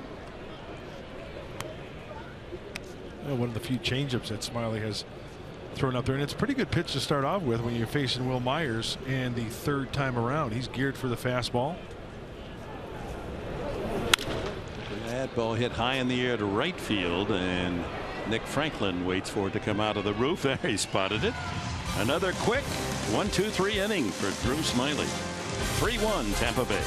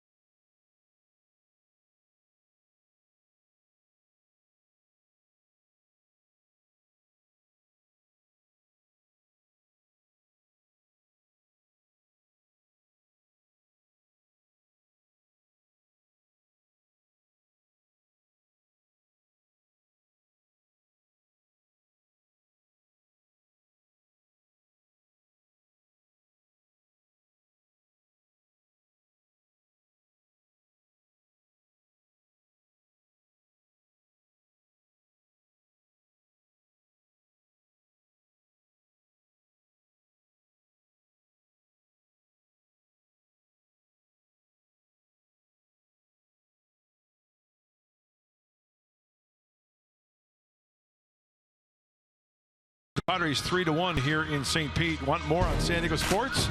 Then tonight watch a special edition of Extra 1360 Fox Sports San Diego from Chargers Park for all the latest NFL news. Tonight at 8:30 on Fox Sports San Diego, presented by Land Rover San Diego. To the bottom half of the 6th inning, it'll be Logan Morrison, Nick Franklin, and Corey Dickerson for the Rays. Morrison, as you saw, hit by a pitch with the bases loaded. Forced in the first run of the game for Tampa Bay to tie it in the 1st inning. Grounded out to 2nd. His other trip against Perdomo. He settled down nicely now into the 6th. 92 pitches in the game. Off speed, way out in front. Now the Rays have won 47, 3 less than the Padres. They're in last place in the American League East, 19 back of Toronto. As we mentioned, they had that 27-game run 4 weeks where it just was crushed their season hopes. I mean, you can't do much worse than 3-24. They were 31-32 at the time, playing almost 500 ball. Edwin Jackson, a former Ray, familiar with the digs here.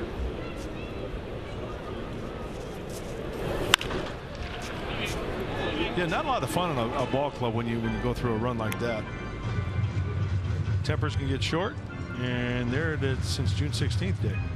That includes that terrible run. They've righted the ship somewhat since the All-Star break. They're 13-15, but the lowest winning percentage since mid-June. Angels have lost 10 in a row. Seattle has won 8 of 10 to express their interest in battling for a playoff spot. Colorado's lost 8 out of 9 after they had moved up over 500. Very few teams go wire to wire without having a funky stretch. Wallace calls off Perdomo, and unassisted put out on Morrison's chopper. Yesterday at Yankee Stadium, a fan interfered with Nick Franklin. He was able to make the ball, but the fan interfered and then taunted Franklin afterwards, and then they ruled that he interfered with the play. The runner was ruled out, and Franklin was able to say goodbye. And you know what, first of all, that fan should have his fan card revoked, because anytime you wear a Yankee t-shirt or jersey, you don't put a name on the back. So that guy should be 86th anyway. And here's some Nick Franklin fans. Yeah, they want him to run for president. It's the 8th wonder of the world, and he kicks a Yankee fan out of Yankee Stadium. Oh my. Don't miss with the Franklin. Yeah. Those are true fans right there. They put in some time, they have some fun, and obviously they're following and rooting for their ball club. Franklin has grounded both times to Wallace at first.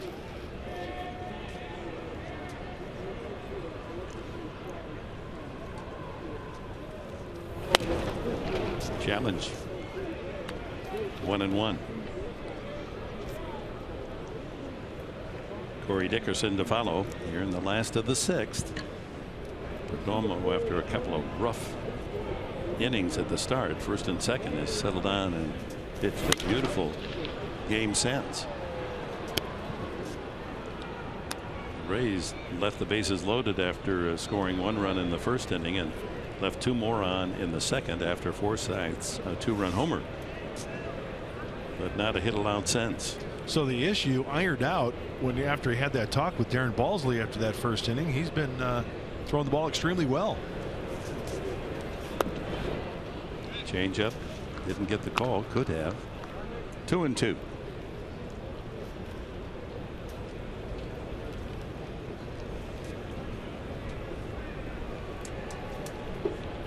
Stretching him out here over 100 pitches. Shift on for Franklin. And a full count.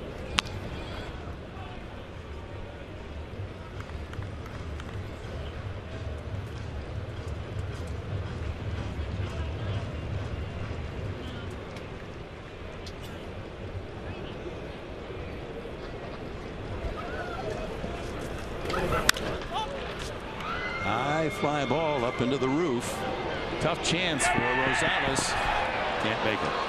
Well, it's tough enough looking up there. Now you're running into the bullpen area. You don't know how close you are to the crowd. So Franklin back to home plate, gets another swing. Yeah, Dick, you said it with the shift. I mean, that's a $5 cab ride for Adam Rosales. That's a long run. And also Christian Bethancourt. Flash look. The old college try. Game close.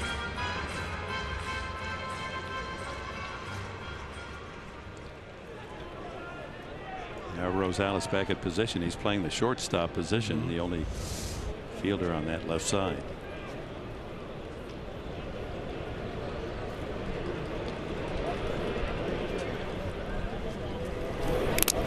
All the way to the backstop. A walk to Franklin, the third, given up by Perdomo.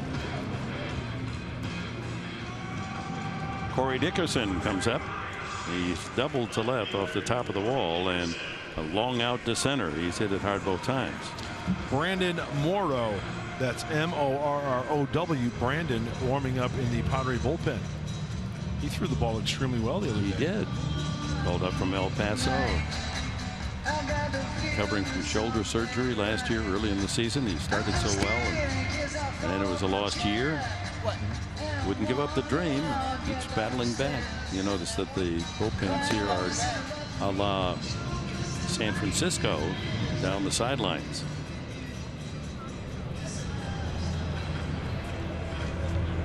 Old school, and I frankly like it because you know who's warming up. You don't have to try to fight your way through. And who's out there in that center field pen? You know what I like even better? Even older school, when the mounds used to be in front of the dugouts in the old days. Yeah, remember that? That's right. Remember seeing pictures of Satchel Paige warming up in front of the dugouts. Shift on for Dickerson, but Schimpf is on the infield dirt.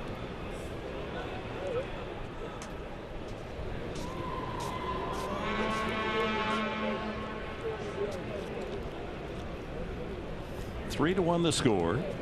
Padres with a home run. Ramirez, their only hit of the game in the first inning. Bases loaded, hit batsman in the first for the Rays, and a 2-run homer. Logan Forsythe. That's been it. 3-1.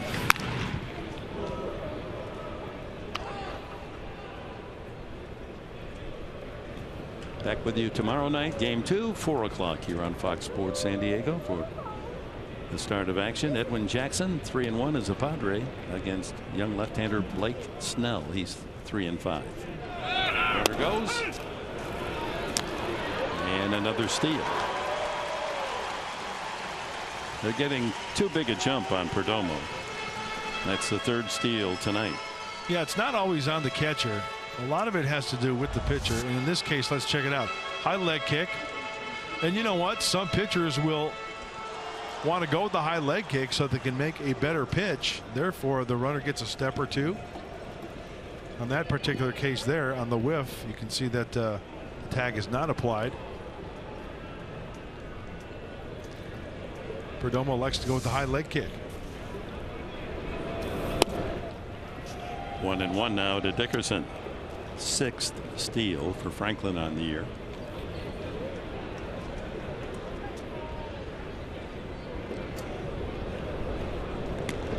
After Dickerson, Bobby Wilson, the catcher, is scheduled.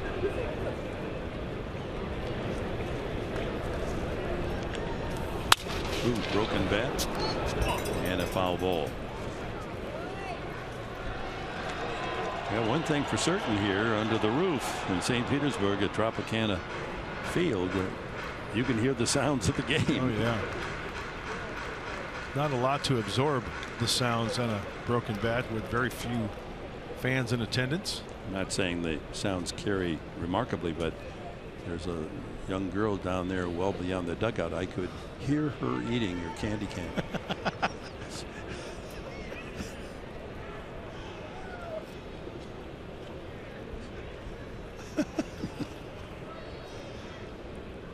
And you can hear the, the barrel voice fan shouting out encouragement or whatever. You can get in on the conversation. Your kind of place. 1-2 to Dickerson.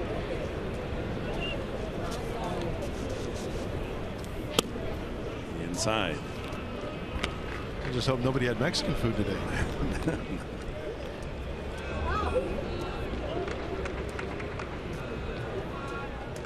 Yeah, that does make more noise when you know the taco part. Yeah, when you it's crunch crunchy. a taco. Yeah. Burritos, maybe you'd have to, you know, you would hit them. You could hear that around home plate, maybe not down at the foul poles. 2-2. Fouled away. Hey, more off-speed stuff here. The Dickerson trying to get that strikeout with that runner in scoring position. So the Rays on their uniforms continue with the Stingray on the left sleeve, and then the Sunburst Ray. I like that look along the capital R on the front of the uni.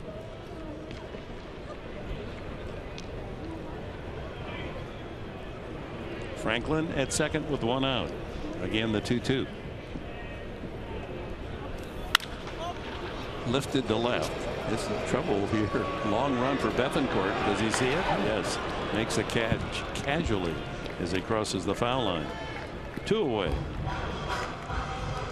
Well, it takes a lot of concentration for a guy who doesn't play a lot of left field. And then the roof here, as we mentioned earlier, even Andy Green, the manager for the Padres, mentioned, told him not to take your eyes off the ball.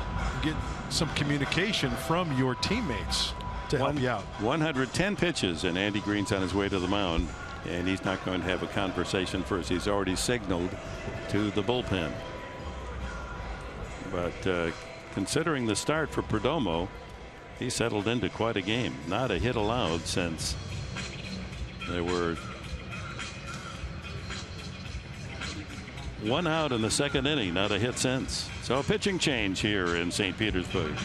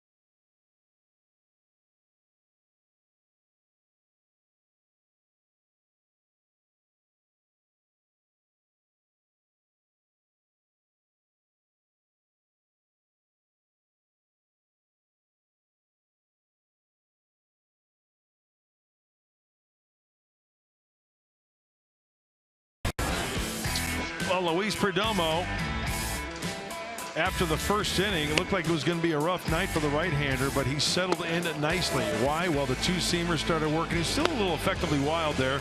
Five strikeouts, 3 walks at 5 2/3. And the main thing is he kept him close up to this point. 3-1, the Rays lead. The Padres within a bloop and a blast. Got a ground ball when he needed it. Now, he's going to find as he pounds that zone with that two-seamer, he gets a lot of action on that pitch. A lot of swings and misses and some grounders as well. And Brandon Morrow comes in to replace him here with 2 outs in the 6th and facing the catcher Bobby Wilson. Worked a 1-2-3 inning in New York as he returned to Major League action. And our pitching change is brought to you by El Cajon Ford. Perdomo got back to his performance in the second inning. He faced 14 batters after the last hit. Didn't give up a hit, a couple of walks, that was it. Really an interesting game. There hasn't been a hit since the second inning for either team. Padres only hit in the first, the home run by Ramirez. The Rays had a couple of singles, Kiermaier and Longoria in the first. The home run by 2-run homer by Forsythe, and a single by Kiermaier, and a double Dickerson in the second. That's been it. Pulled to short. Rosales ranging and throws out Wilson. That's it for the 6th inning. Rays still in front, 3-1.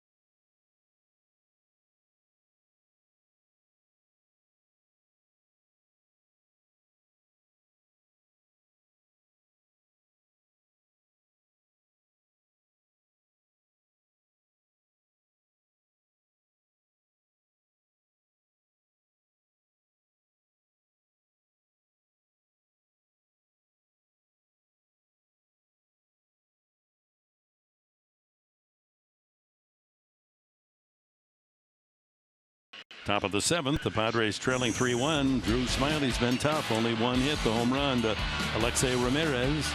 This 27-year-old from Little Rock. Pounded in the strike zone. He has walked a couple.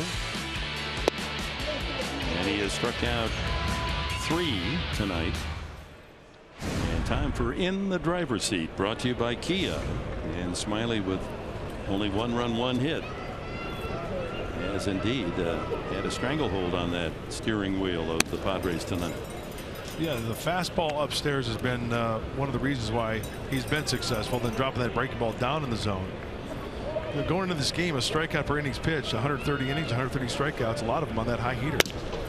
1-1 to Jan Solarte, leading off the Padres 7th, with Schimpf and Bethancourt to follow. He is grounded out twice, Solarte. 2-1. Well, keep it within a bloop and a blast. Get some base runners here too, force him to pitch from the stretch. You got to visit Tarek Brock down there and have Glenn Hoffman wave him home. Been lonely. It's another strike. 2-2. 2-1 middle in. Got to be hacking.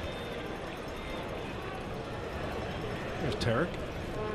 Lonely night for both coaches, especially Glenn Hoffman. Able to take a handshake from Ramirez. That's been it. Out of play.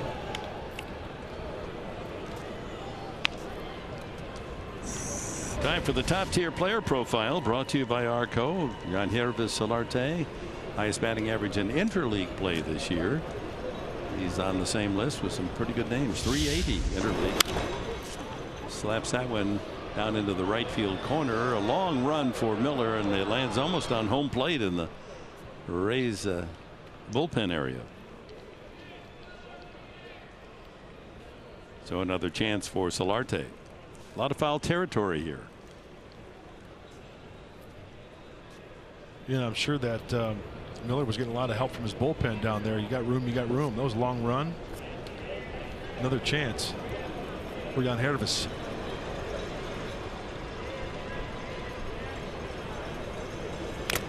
Fouled off a mask of, I think, it got Wilson, the catcher. Only 80 pitches for Smyly.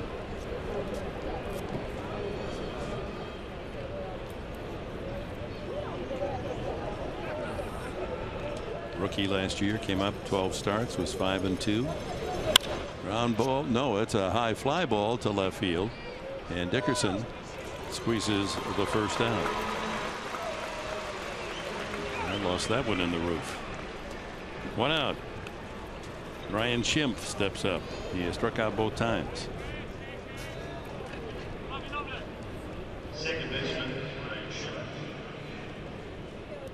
So the lone Padre hit with 1 out in the first inning. Ramirez home run was very promising at that time. All quiet since. Pretty good pitch. 1-0.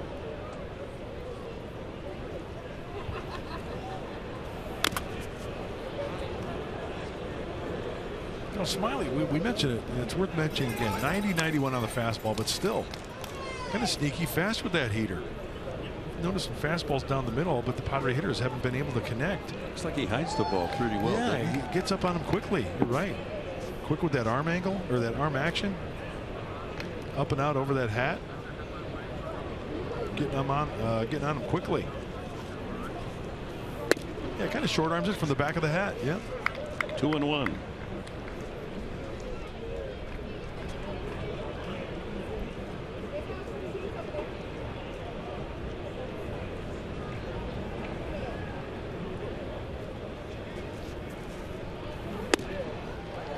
Two.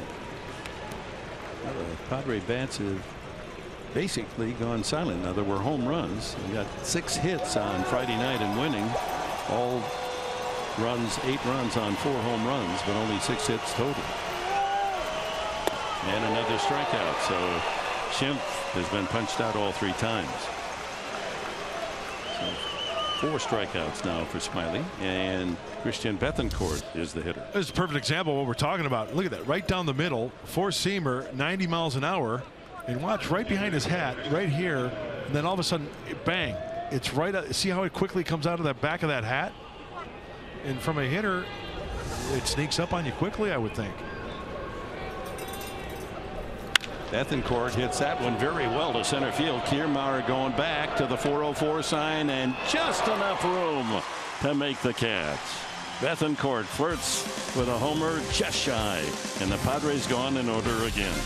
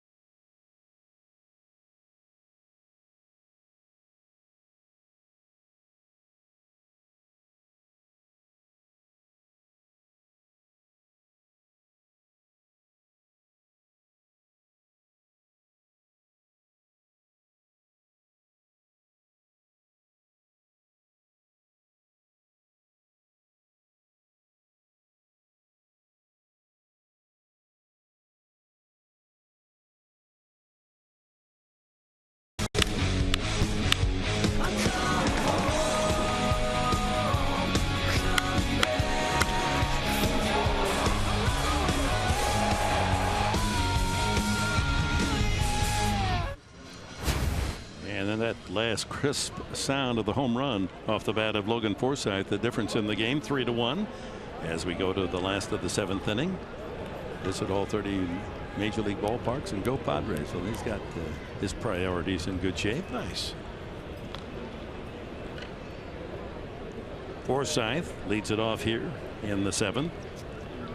The home run in the middle of a couple of strikeouts, sandwiching that home run in the 2nd. And Brandon Morrow goes into his 2nd inning.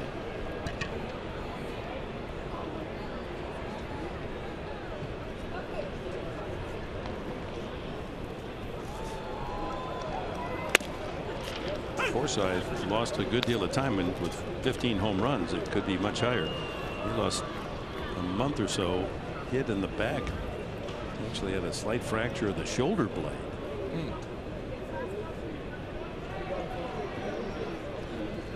Bet another slider here. Pulled to short. Rosales in between hop and gets him by a stride. Okay, I want to go back to last half inning. Remember Andy Green said before the game, we heard some sound from him. There's no warning track here. So if you're playing outfield, you look at Kiermaier already has his arm extended. He's going back. Glove side facing the infield. Still extended. Not feeling the wall. I'll tell you, that's a guy who knows the territory, knows the neighborhood. And when there's no warning track, it's just carpet in a different color. That's what you need to do to be a successful outfielder. So I wonder if they couldn't put some kind of granular effect on the top of the warning pad just to give the, you know, the health of the outfielders, if nothing else. Put some potato chips out there or something. Notice also he didn't take his eye off the ball. No. Dick, did you notice that? No, he was zeroed in. 95 on the fastball from Morrow, misses. Kiermaier, a couple of hits and a pop up to third. So in the first half of the season, they not only lost Forsythe with his injury, then Kiermaier in Detroit trying to make a diving catch running in toward the infield and landed on his wrist, and it collapsed and broke a couple of bones in his wrist, and fortunate to get back as quickly as he did. Lost 48 games.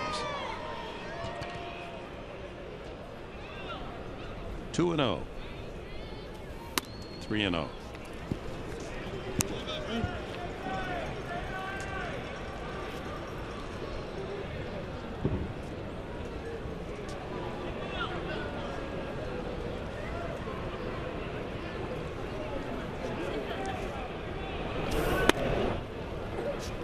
And he lost him. 1-out walk.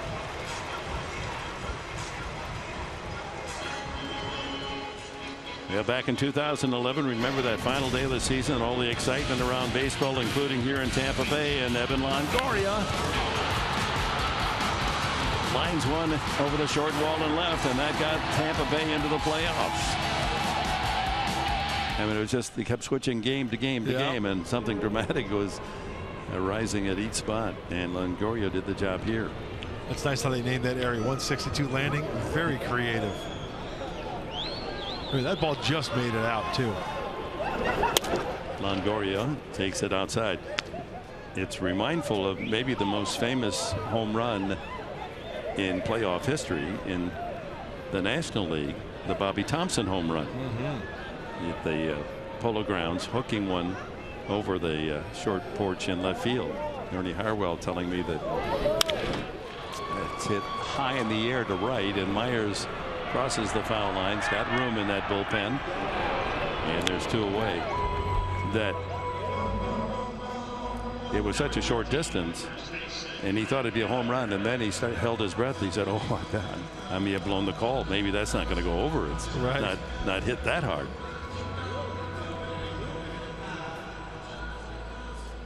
So 2 outs. Brad Miller has walked, hit by a pitch, and struck out. Rosales stays on the left side. Solarte goes over to play the second base spot. Schimpf moves out into shallow right.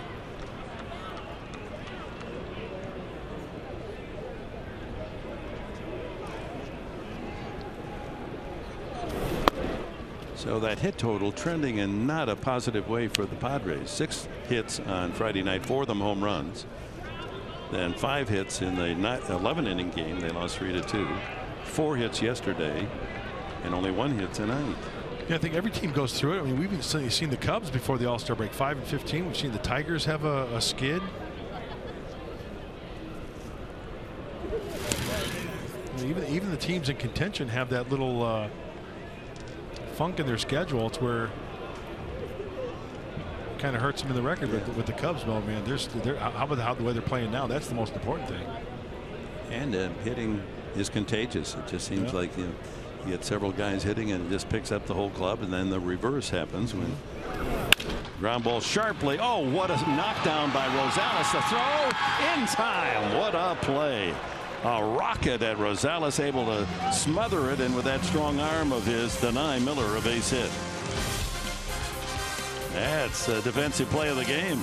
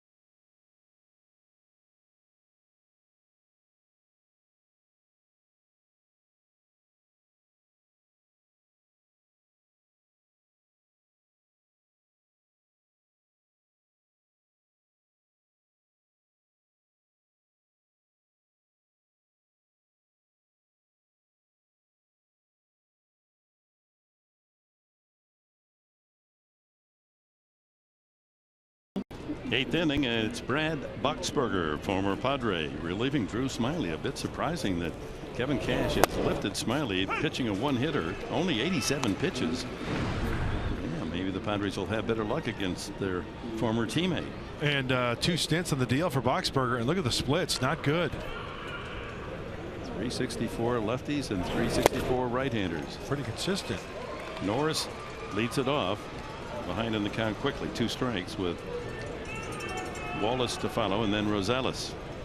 Boxberger fastball, changeup, slider, about 93. Trying to bridge that gap to Colomé, their closer, Alex Colomé. Boxberger was the closer last year and saved 41 games. And we got action, double barrel action in the Padres pen. Brad Hand and Leonel Campos. And the bullpen, yeah, that's been the tough go around for these Rays. Fouled back by Norris. Leonel Campos and Brad Hand for the Padres.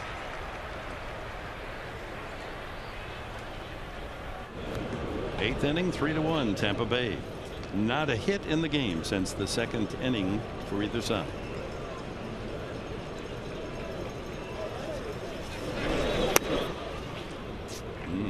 Bottom of the strike zone. Plate umpire Buckner is not given that a strike very often tonight. 2-2. Boxberger, former University of Southern California Trojan.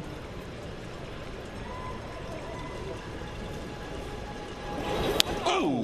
Did that get him or the bat handle it? It was the glove, I think, of Wilson. Man, I still cringe at those, Dick. I mean, man. Of course. How did it miss him? It's off the sound you heard was off the tip of the glove. Yeah. My goodness. So full count to Norris, who does not have an official at bat. He reached base both times on walks against Smyly. Ground ball up the middle, and Forsythe ranging on the shortstop side to take a hit away. That's a good play, folks. That we saw Logan Forsythe, when he was healthy with the Padres, make plays like that.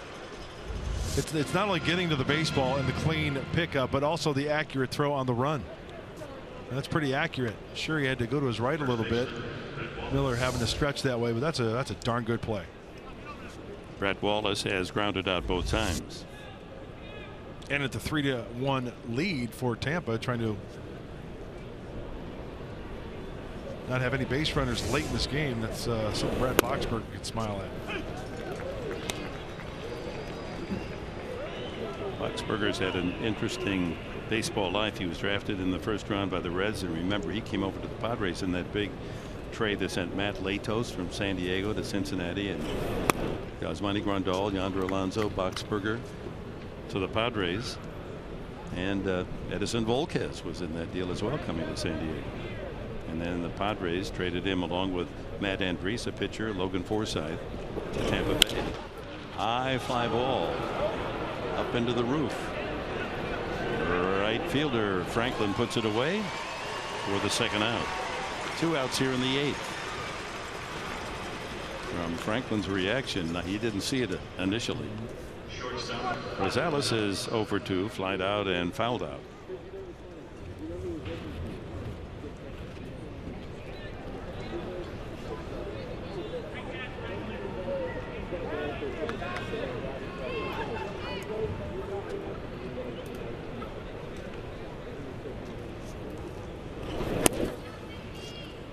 Ball 1. Didn't pitch much in his 2 years with the Padres. Made only 24 appearances in 2012, just 18 in 2013.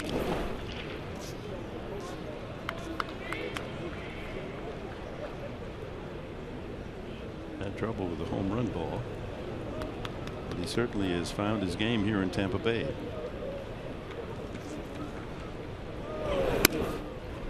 I remember Brad throwing harder as a Padre. The velocity is not the same. I mean, still 90s. He touched 93, 94, but I remember he was like plus 90, but maybe he's found that happy medium to where he can be a little bit more effective with his command. 3-0 and ball 4. There's the base runner finally, and that'll bring the tying run to the plate. A 4-pitch walk to Rosales, and that'll take us to the top of the order, and Travis Jankowski. Tampa Bay and San Diego finding themselves as willing trade partners. That's good. Yeah, you look at guys on this list. Here's a guy who paid some dividends. Dale Thayer had some good years with the San Diego Padres out of the bullpen. Boy, Jason Bartlett. Remember him playing short for the Padres. It didn't last long, did he? Jankowski takes ball 1, and Bobby Wilson, the catcher, is going to go out, just settle Boxberger down. That's 5 straight pitches out of the strike zone. Again, the Padres with only 1 hit, and that was with 1 out in the first inning. Alexei Ramirez home run. But good pitching by Luis Perdomo after Logan Forsythe's 2-run homer in the second gave the Rays a 3-1 lead. Has kept the Padres close enough that a walk and a blast can make it interesting. Runner goes. The throw by Wilson is not in time, and Rosales steals second. And a base hit can make it 3-2. Oh, a great jump. A great jump. Flash look. And with that runner being on base, manager Cash getting some action. Colomé up in the bullpen. 2-1 now. That ball low. It's the 3rd steal for Rosales, by the way.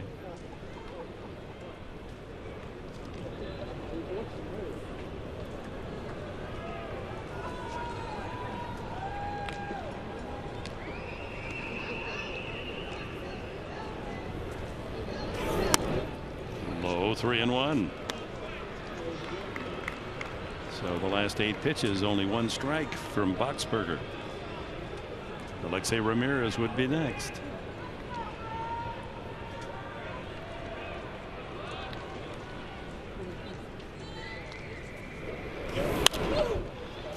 Swinging 3-1 and fouls it off. Sometimes I think Travis, his swing can get a little loopy. working underneath the ball, trying to flare it the other way rather than kind of staying on top of it and level it out a little bit. That barrel has a tendency to loop a little bit, hence the fly balls to left field rather than the liners. A full count with 2 outs. And ball 4. So Boxberger generously puts a couple of men aboard on walks with 2 outs. And that'll bring the go-ahead score to the plate. Tying run is on for the Padres. Pitching coach Jim Hickey out to have a chat. Alex Colomé got up about last hitter.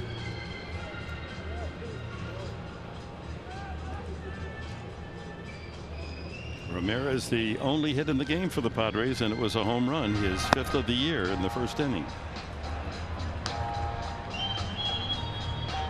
This copyright telecast is presented by the authority, the San Diego Padres, and may not be reproduced or retransmitted in any form. The accounts and descriptions of this game may not be disseminated without the express written consent of the San Diego Padres. Since the home run, Ramirez has popped to second and grounded to second. Rosales. And now Jankowski aboard. And with all his speed, Jankowski carrying that tying run on a gapper could tie it up, although the outfield playing very deep. Doubles defense. Ball 1. Oh, yeah, in there for a strike. The way it was caught by Wilson, he took it out of the strike zone, but obviously in there.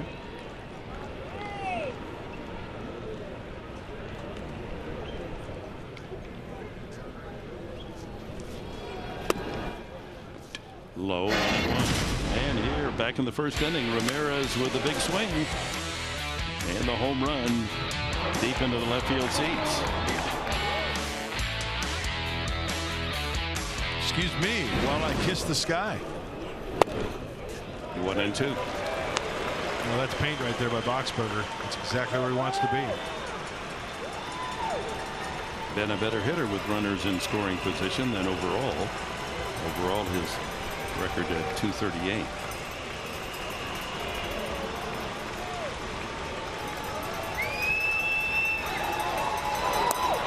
Two and 2. Overthrew that one. Well, shortstop Duffy and Longoria are saying me big, you far.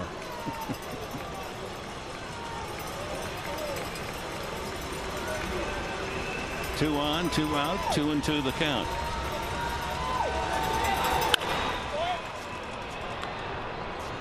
That sprayed way down into the right field corner. Ramirez asking plate umpire Buckner if that was a strike. Buckner nodding yes.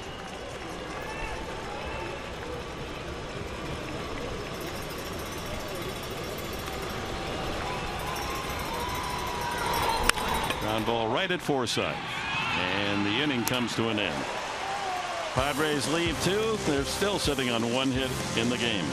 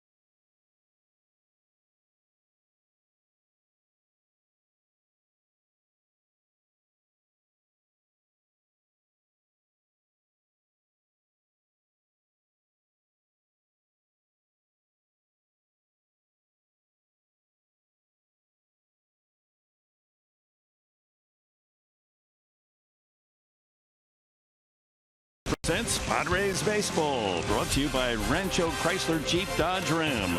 No one saves you more than Rancho Chrysler Jeep Dodge Ram. By Petco, where the healthy pets go. And by your San Diego County Lexus dealers. Back at Tropicana Field in St. Petersburg. Tampa Bay Rays leading the Padres 3-1 as we go to the bottom of the 8th inning, and Leonel Campos comes in to pitch for the Padres. Brandon Morrow an inning and a third, no runs, no hits, walked one. And now Campos, who pitched 2 innings yesterday, hitless innings. He did strike out 2 and walk 2. Works to Matt Duffy, then Logan Morrison and Nick Franklin. Kind of mind-boggling numbers for the short time that Campos has been here. 12 2/3, 15 strikeouts. The K's are there, but the walks, 10 walks, and the opponent's only hitting 159.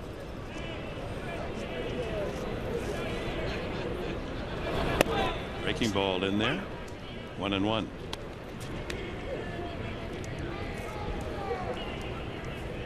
Now the Rays, the last 5 innings, no runs, no hits. The Padres, the last 7 innings, no runs, no hits.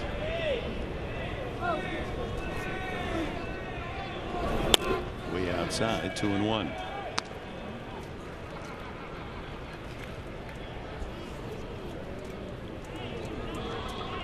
Tenth appearance. You know, those numbers we just talked about, the walks, that's being effectively wild, right? When the opponents are only 157. You drive your manager crazy in the process. Check swing foul.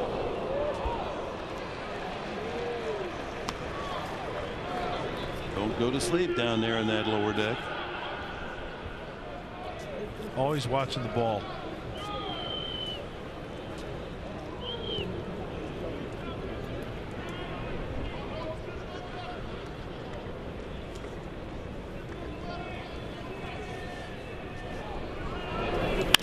Sharply hit deep in the hole, under the glove of Rosales and into left field.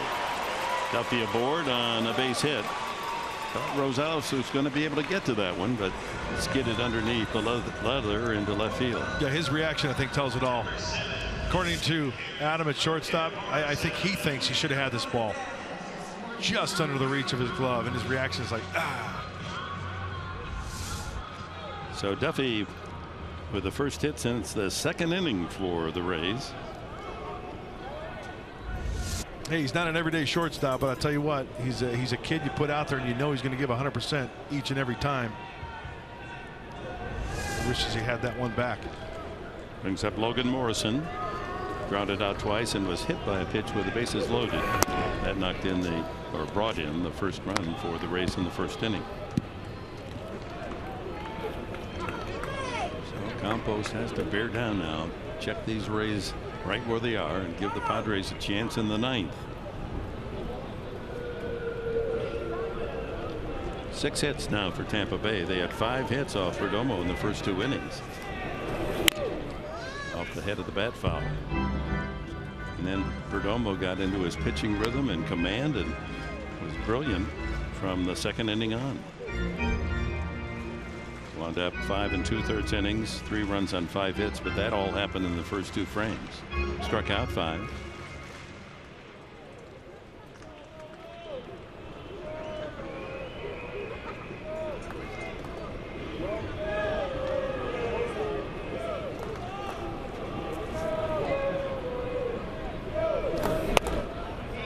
Outside 2-1.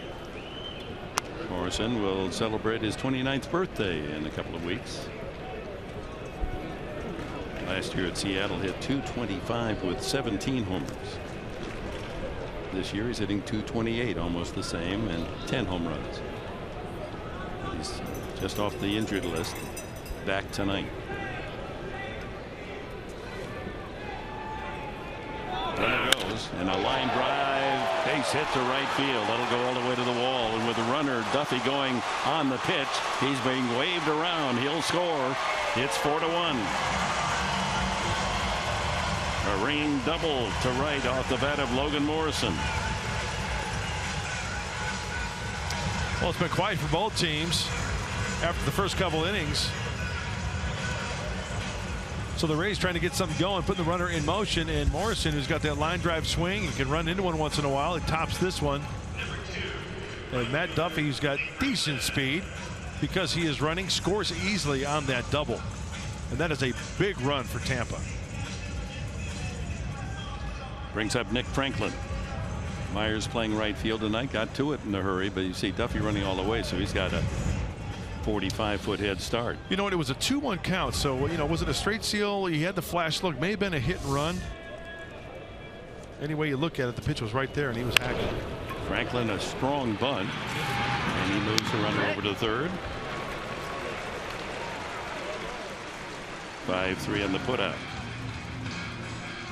Well, time to check on our keys to the game, brought to you by the Honda dealers of San Diego. Well, put a frown on Smiley's face. I think it's just the opposite. Somewhere in that clubhouse for the Rays, Drew Smiley is smiling after 7 frames, only 1 hit. And will come back Myers. Well, Will wearing the collar tonight, 0 for 3. And I'll take the F. He's going to get the bat in the 9th inning, so don't give up on yourself. All right, duly noted. That's fair. So the sacrifice gets Morrison over to third, and with 1 out, the infield will draw in Corey Dickerson. Well, oh my goodness, first wide one is in the dirt from Campos. And that's why you throw the 4 wide ones, in my opinion. Yeah, he almost threw that one to the screen. Good alert stop by Norris. You're not expecting your pitcher to throw it, bounce it in there. Ball 2. Hey, drive sober or get pulled over. Well, we have a minute. Oh, I see. Since it's an intentional pass. Thought I'd just give a little nugget and no, kind of help good. the public out there. You want another quick nugget? What's that? In the hotel, there was a little a tip. Yeah, I put $10 in for my maid. A tip for, and they give you a tip. Yeah. You know what the tip was? What? For red wine stains, use white wine. I read I that. didn't know that worked. Yeah. Don't use seltzer water. Use white wine. I could have saved so many laundry bills. Now I know. Here comes Green to the mound. He hasn't made a move yet to the bullpen to signal yet. Yeah, sometimes when a manager runs out there, Dick, that's a good point. They'll have a little discussion just to make sure everybody's on the same page. First and third, Bobby Wilson, the number 9 hitter, a 242 hitter, and he's 0 for 3 tonight, and a good candidate for a double play. Waits to see what's going to happen out in that center circle. Well, Andy Green is very adamant about letting everybody know what we need to do here. Everybody's on the same page. Get an out no matter what. If they do something here, we need to get an out. If the runner's going to go, let's do this. They're going to play the middle infielder's bat in double play position, and Solarte and Wallace at the corners will come to the plate should the ball be hit sharply to them.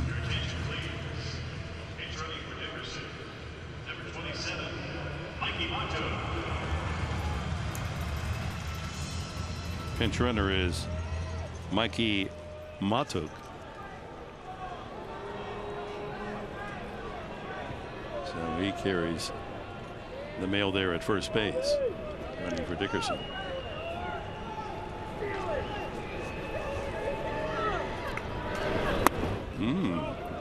Thinking about a little suicide or safety squeeze there. Yeah, and Wallace crashing big time. Solarte not as much as Brett Wallace.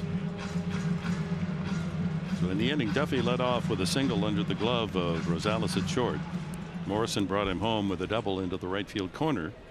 After Franklin's sacrifice moved Morrison to third, they walked Dickerson intentionally, and that's where we are now. 1 ball on Wilson. 1 out.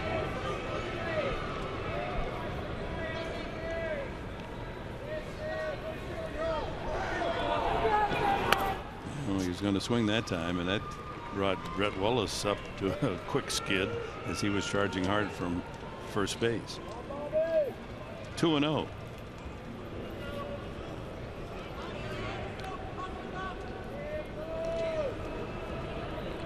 So Wilson, first and third runners, and the count in his favor, 2-0.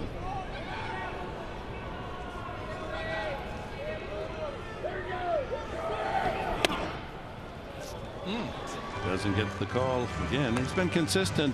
Buckner, he's not called that a strike either side. 3-0. You know, so many things can happen here, because if the bunt is bunted hard and either the pitcher or the first baseman, you flash look, you check the runner at third, maybe fake a throw and then go to second for the force, maybe turn two. I mean, so much can happen here depending on how and where the ball is struck or bunted.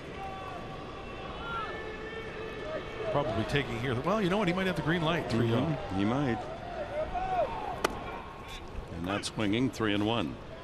Logan Forsythe on deck. No one throwing in the Padre bullpen. So apparently Green has said, hey, this is your inning. Yep. Let's get him out. Now the phone call from Darren Balsley, and we do have a stirring in the Padre pen down the left field line. 3 balls and a strike.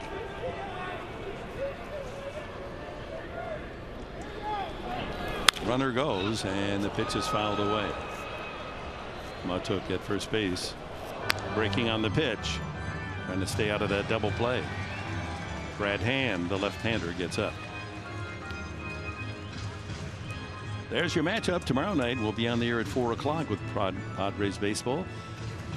Game 2 of the series, and Edwin Jackson, the 3-2 overall, but 3-1 as a Padre against lefty Blake Snell. The rookie is 3-5. Full count.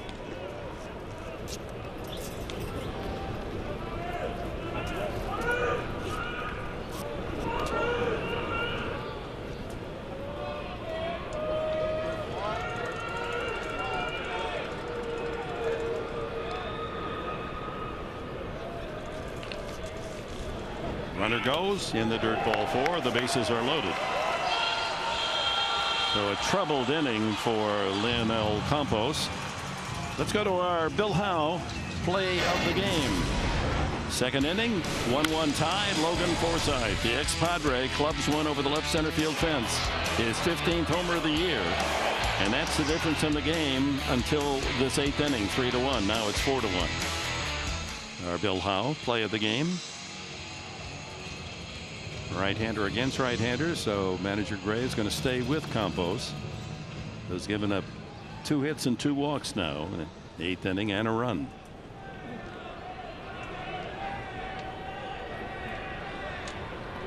No grand slams for Forsythe. That's a bit surprising. Foul tip. Well, Alex Colomé, the closer, has been up and hot for the Rays. Now joining him is Kevin Jepson. So if the Rays score another run, it's no longer a safe situation. So they've got the double barrel working. If it stays like this, Colomé on the left.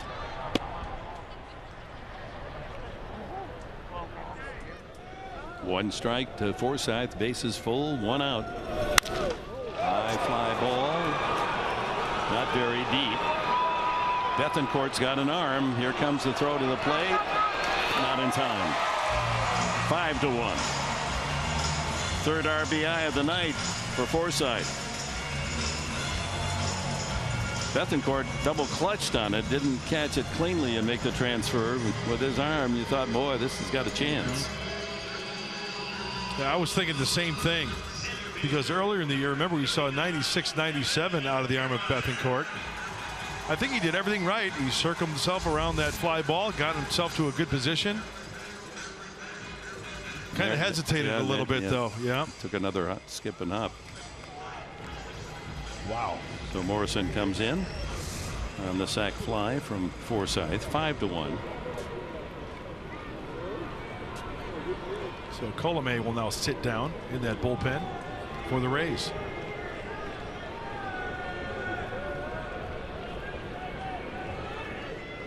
Kevin Kiermaier that on base 3 times with 2 singles and a walk.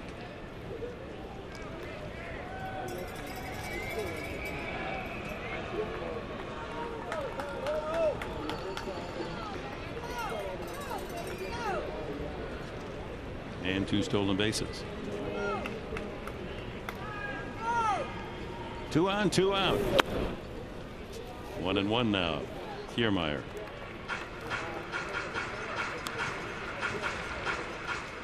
Wilson there at first, and the pinch runner Matuk at second.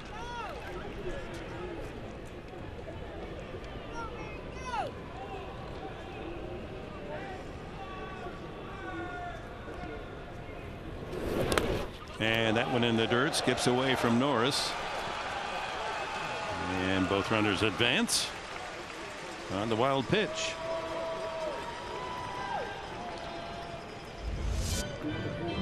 Well, the last thing you want is the wheels to come off. That looked like a split way out in front of home plate. And Derek tries to block that one, square that right shoulder, but sometimes you can't control the bounce.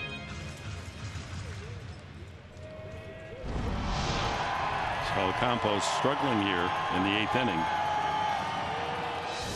And with time running out on the Padres, 9th inning upcoming. The Rays now with a commanding 5-1 lead and have 2 men in scoring position and 2-1 on Kiermaier.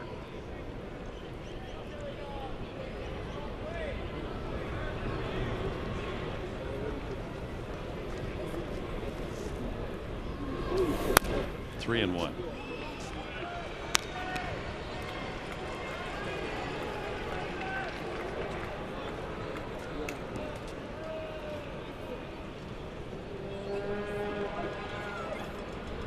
It's agonizing, manager and pitching coach.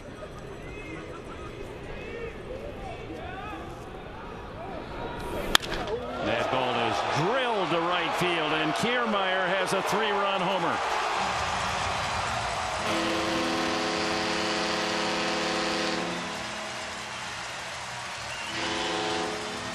Five-run inning.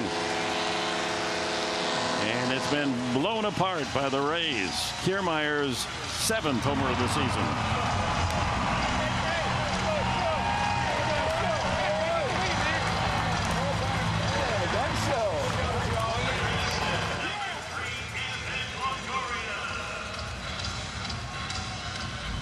Well, you're flirting with disaster when it's 3-1, and on that pitch, I tell you what, I don't think you could place that on a tee any better. A line drive into the bleachers and right. A 3-run shot for Kiermaier, and it's an 8-1 game. Longoria, a single and a walk, 1 for 3 tonight.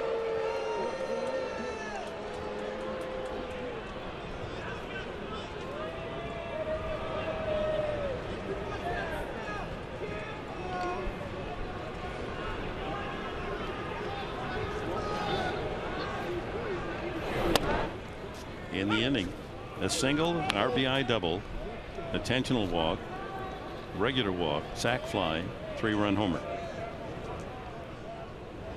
Base is now empty and 2 outs. The 8th man to bat in the inning in the 8th is Longoria. Heck of a night in the big leagues for Kevin Kiermaier. 1 and 2, 3 hits, 2 stolen bases, and 3 RBIs with the home run.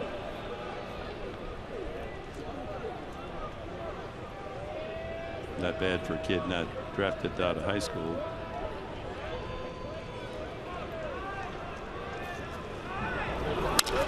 Pulled into the shift. Rosales throws out Longoria, and that'll do it.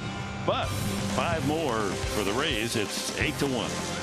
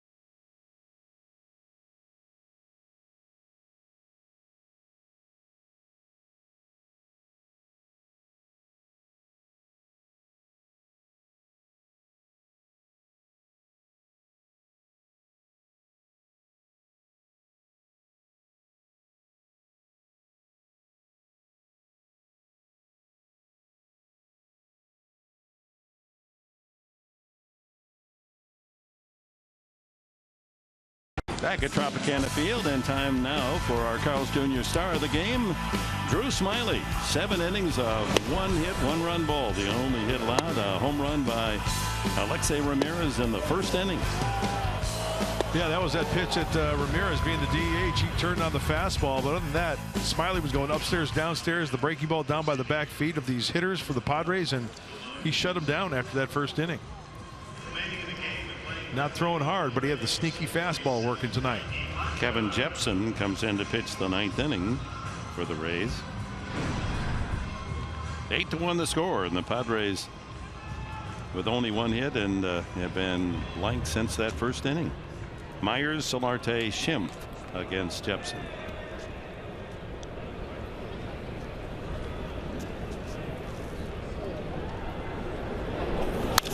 Myers, first ball hunting, fouls it away. He's 0 for 3 tonight. Struck out, grounded out, flied out.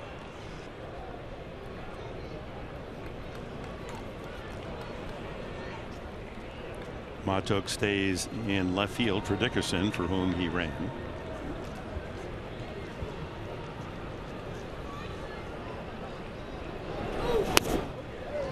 Oh, and 2.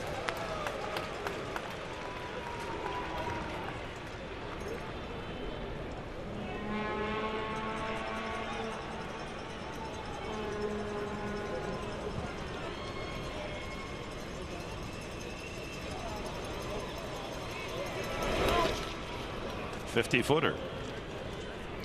1 and 2.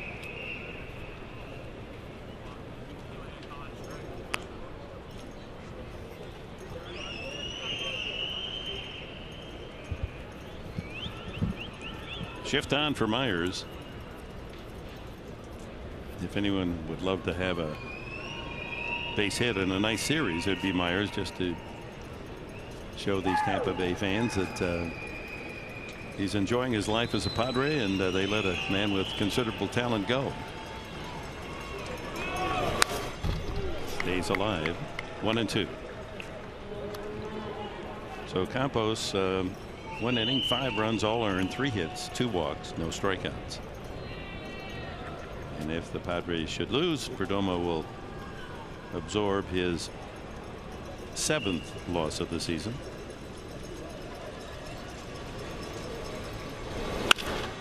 Sharply up the middle, and he beats the shift with a carpet burning, and there goes Myers, and they bobble the ball in the outfield, so Myers takes to the extra base. It should be a hit and an error, and the Padres' 2nd hit of the game. Oh, you don't see that too often. Long time coming. A platinum glove winner making an error like that. Kevin Kiermaier. Let's go back to the hit. Slider. Will stays on it nicely. Sharply hit on the carpet. Oh, maybe he hit a seam. No, he just rushed it. And Myers reacting quickly, able to take the extra base. Got to be sure when you're down 8-1. Yeah. John Solarte, see if he can pick him up. 2 ground outs and a fly to left for Solarte tonight. And then Ryan Schimpf will be up. In an 8-1 game, we're going to get a challenge.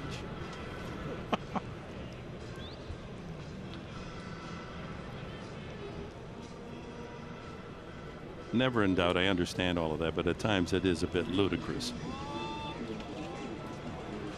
Are they saying that Myers came off the bag while he was sliding and the tag applied? That seems the logical thing to me. I think he lost contact with the bag, and I think the glove was in. Let's take a look at Forsythe. Okay, hand on the bag for Myers. Now he comes up off right. There, and he's out. Yep.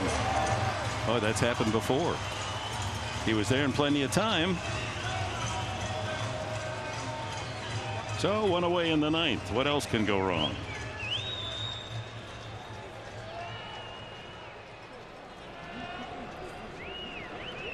Eight to 4 on the tag. So for a moment, an error, and then I guess it isn't an error. You erase the error. He didn't advance to second, so it can't be an error. You know what? I'm guessing it still is an error because he touched the bag and it was after the fact he was safe. Then he was out. That's my guess because it's almost like overrunning the bag. He touched the bag, overran it, and was tagged out. Okay, that's very logical. And you know the what is it called? The robo camera, the slow motion, super slow mo, super mo. That's changed the game as far as guys coming off the bag a little bit on the tag. That's why we're getting all the challenges because we can slow it down to frame by frame by frame. That ball is hit high and deep to right field. That's way up there. At fair, it's gone, and Solarte has hit it out of here. Number 13 for Solarte. A long Ruthian shot for the Padre third baseman. Would have been a 2-run homer. A solo as it stands, and it's 8-2.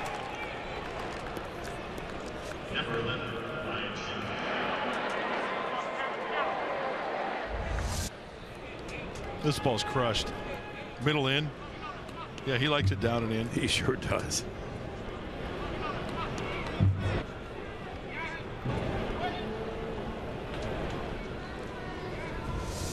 Boy, that was high and far. Hey, Dick, regarding that play out in center field, I don't know why they're calling it, but they're calling it a single and then thrown out trying to advance. So, no error. So no error. So that's how the scorer sees it.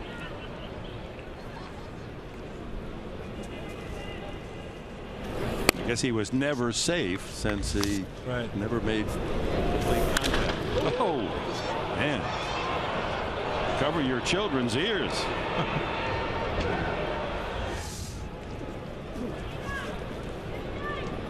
Well, a big blow, but too little too late. 8-2, and Schimpf, who has struck out 3 straight times, is in the hole 1-2. Had his troubles with Smiley, struck out all 3 times against the lefty, but facing a right-hander here.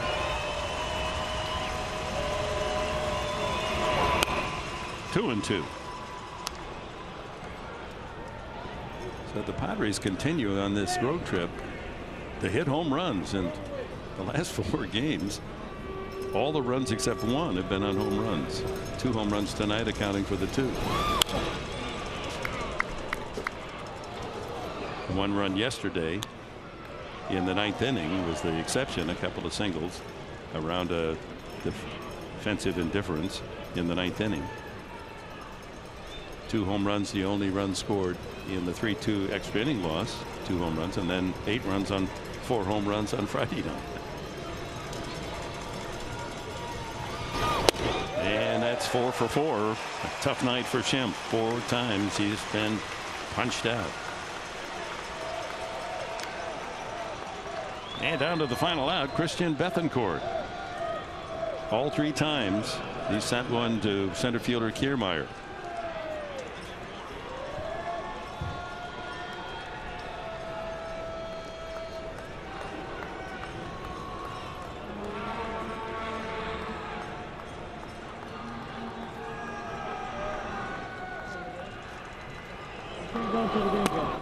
Strike 1. It's a pretty good breaking ball right there from Jepson. Yeah.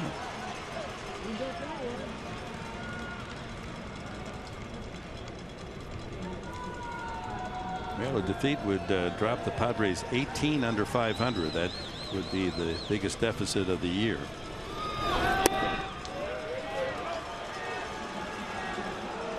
One and 1.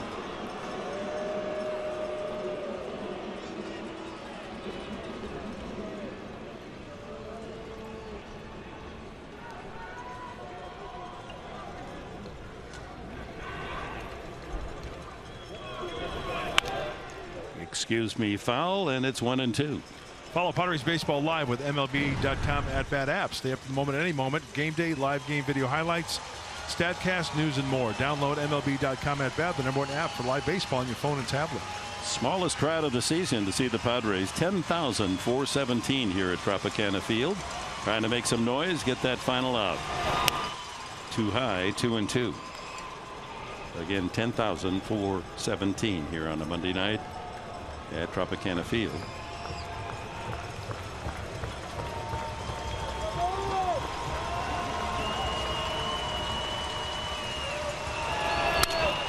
the middle, and that hits the pitcher. Karams to Forsythe, and the ball game is over. And let's hope that the pitcher Jepsons is okay. He gets up and he's all right, and so are the Rays. They've just won it. The final: Tampa Bay 8, San Diego 2. Let's go to Mike Pomerantz.